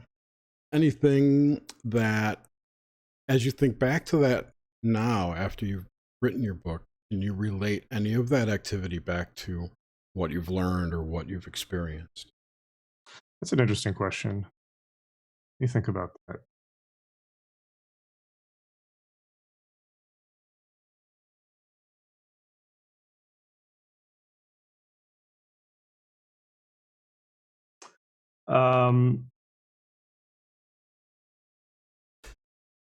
Yes and no.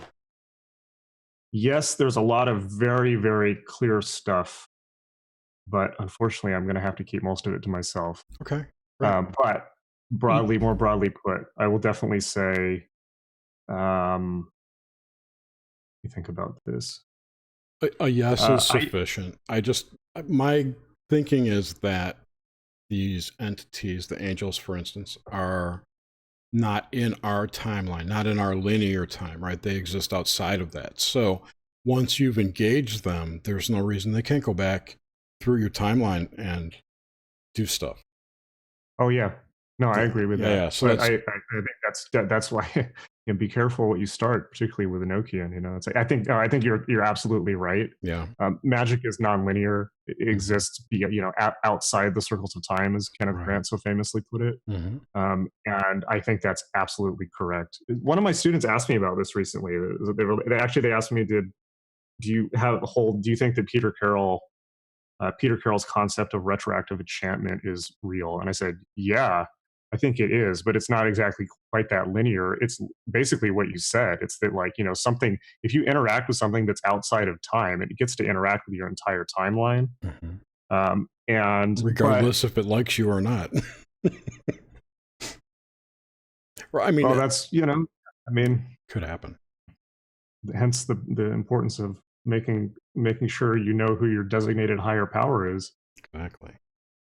But I think that for me personally, my life has been,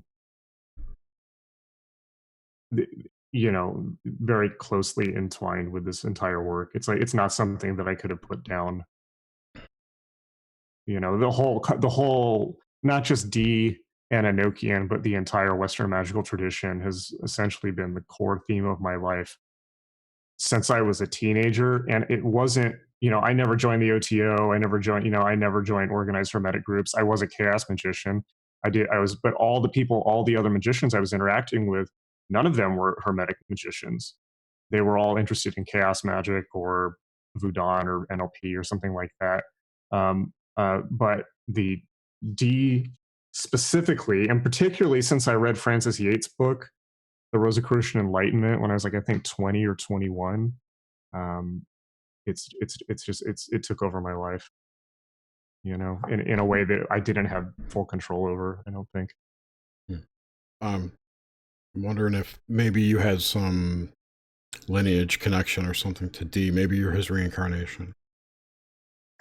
Well, who knows? Who knows? Yeah.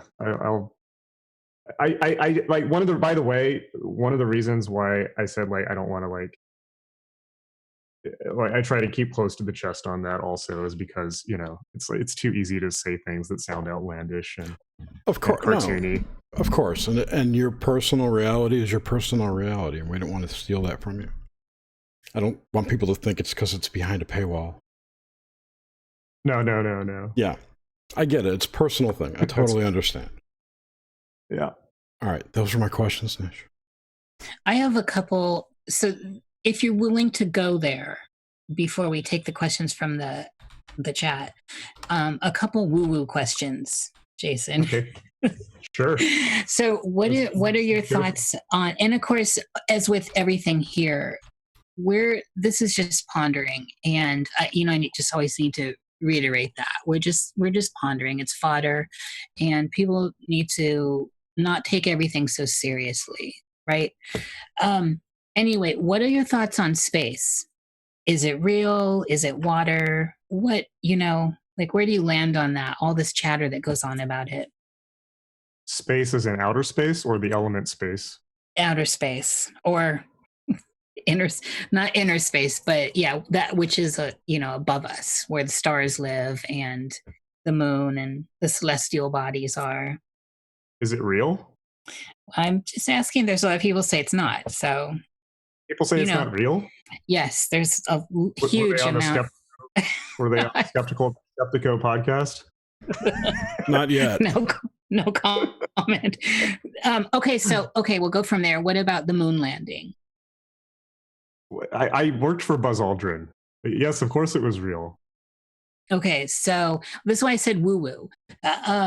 What about the stuff that is going on allegedly in Antarctica? What's going on in Antarctica? That there's some sort of, they had... I didn't get the Facebook invite. Well, they had, big world leaders that have been going there during key times, and there's all this exposure about possible earlier civilizations with advanced tech. The whole Nazis went there looking for advanced tech, all that stuff.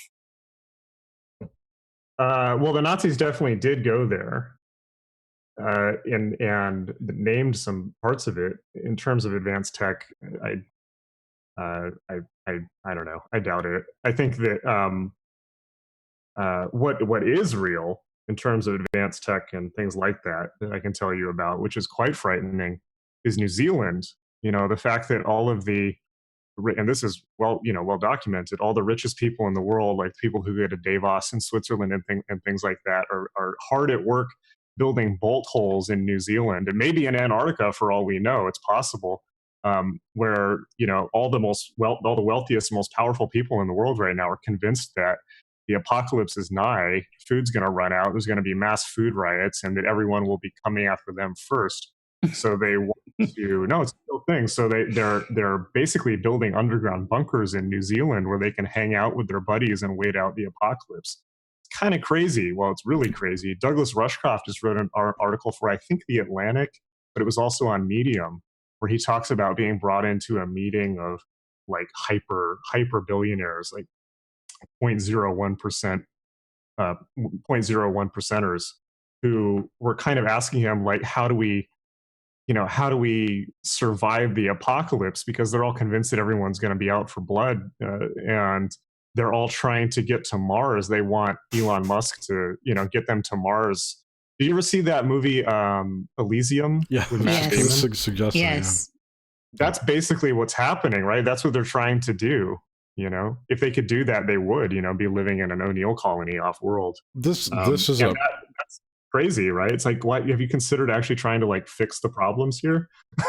it is crazy, and that's one reason why I don't think it's true. I think maybe they have, bug out shelters, if you will, but I don't think anyone's going to. If there's some kind of cataclysm, no one's going to survive.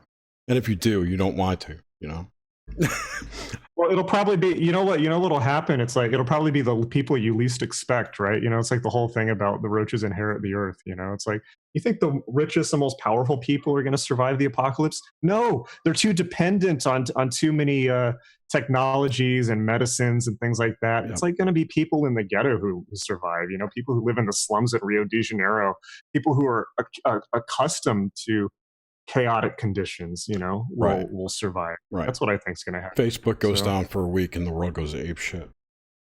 Right. I mean, the extent to which, particularly the rich people in the first world, have outsourced nearly all of their life functions to technology. Yes. If there was an EMP pulse, how functional would any of us be? Right. Right. If that's true about EMP pulses. So, yeah, I know. Internet down is becoming. What about, where do you stand with all of this kind of ET alien narrative? Stuff that's always circling. I don't think that it's mathematically possible for there not to be aliens. In fact, I would be shocked if the whole universe wasn't teeming with life. Mm-hmm. That said, most of like the disclosure crowd, stuff like that, like a lot of them are real. I don't know. I haven't looked into a lot of it, but there's a lot of that stuff that's just kind of preying on vulnerable people or trying to sell something, or definitely giving people something to believe in. It's like another religion. It's become another religion. So exactly. Blue space chickens. What is that?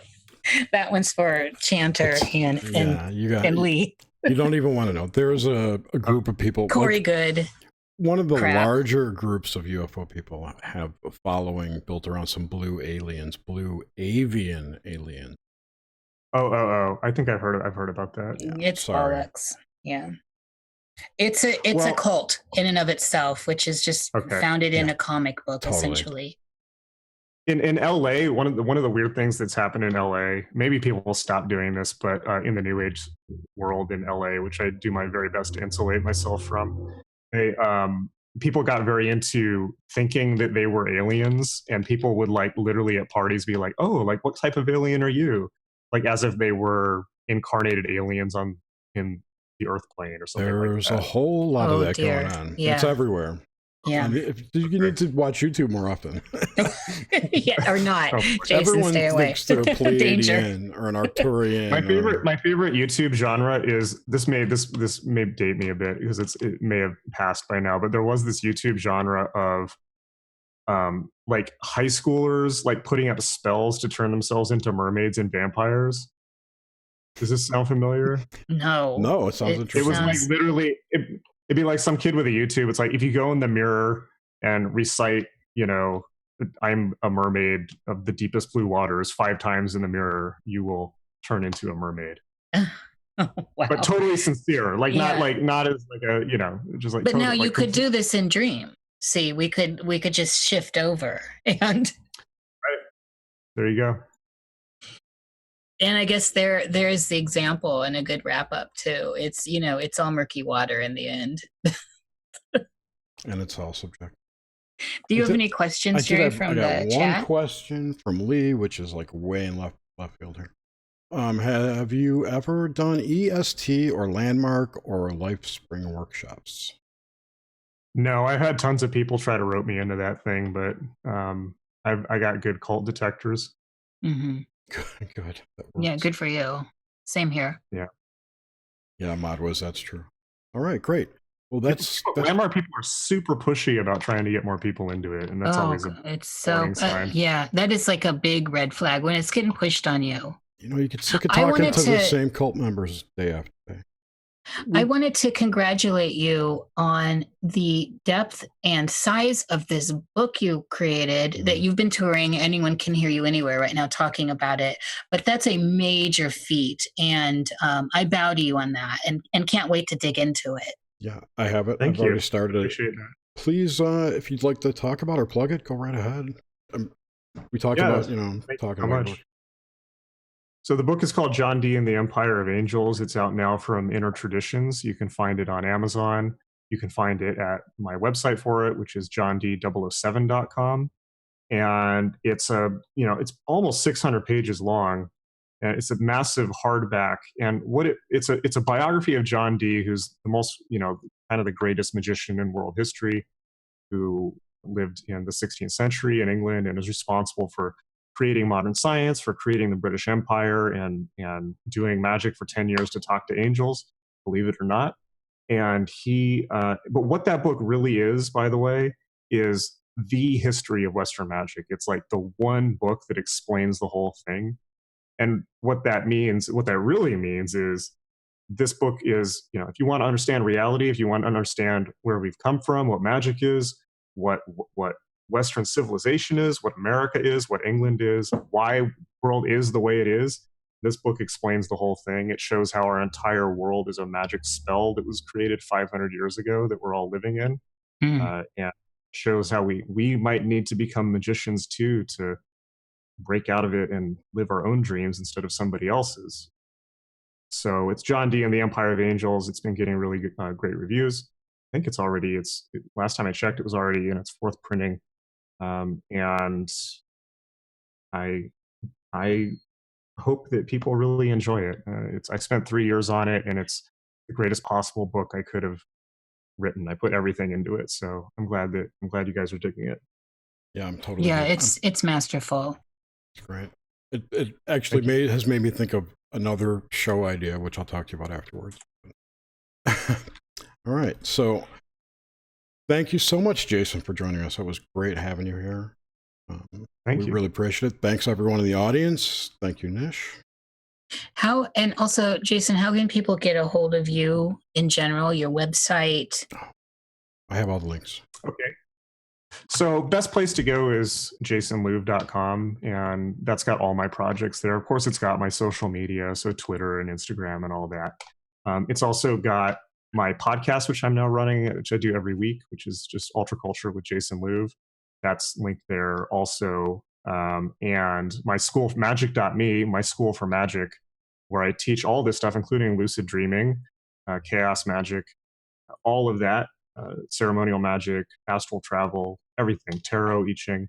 It's all there. You can find that linked there. And also, if you want to stay in touch with me and you want to learn more about my work, really the best thing that you can do is sign up for my free course on magic, which is it's a 1-week email course where I lay out all the basics of magic and meditation and active dreaming and all of that stuff. And you can get that very easily.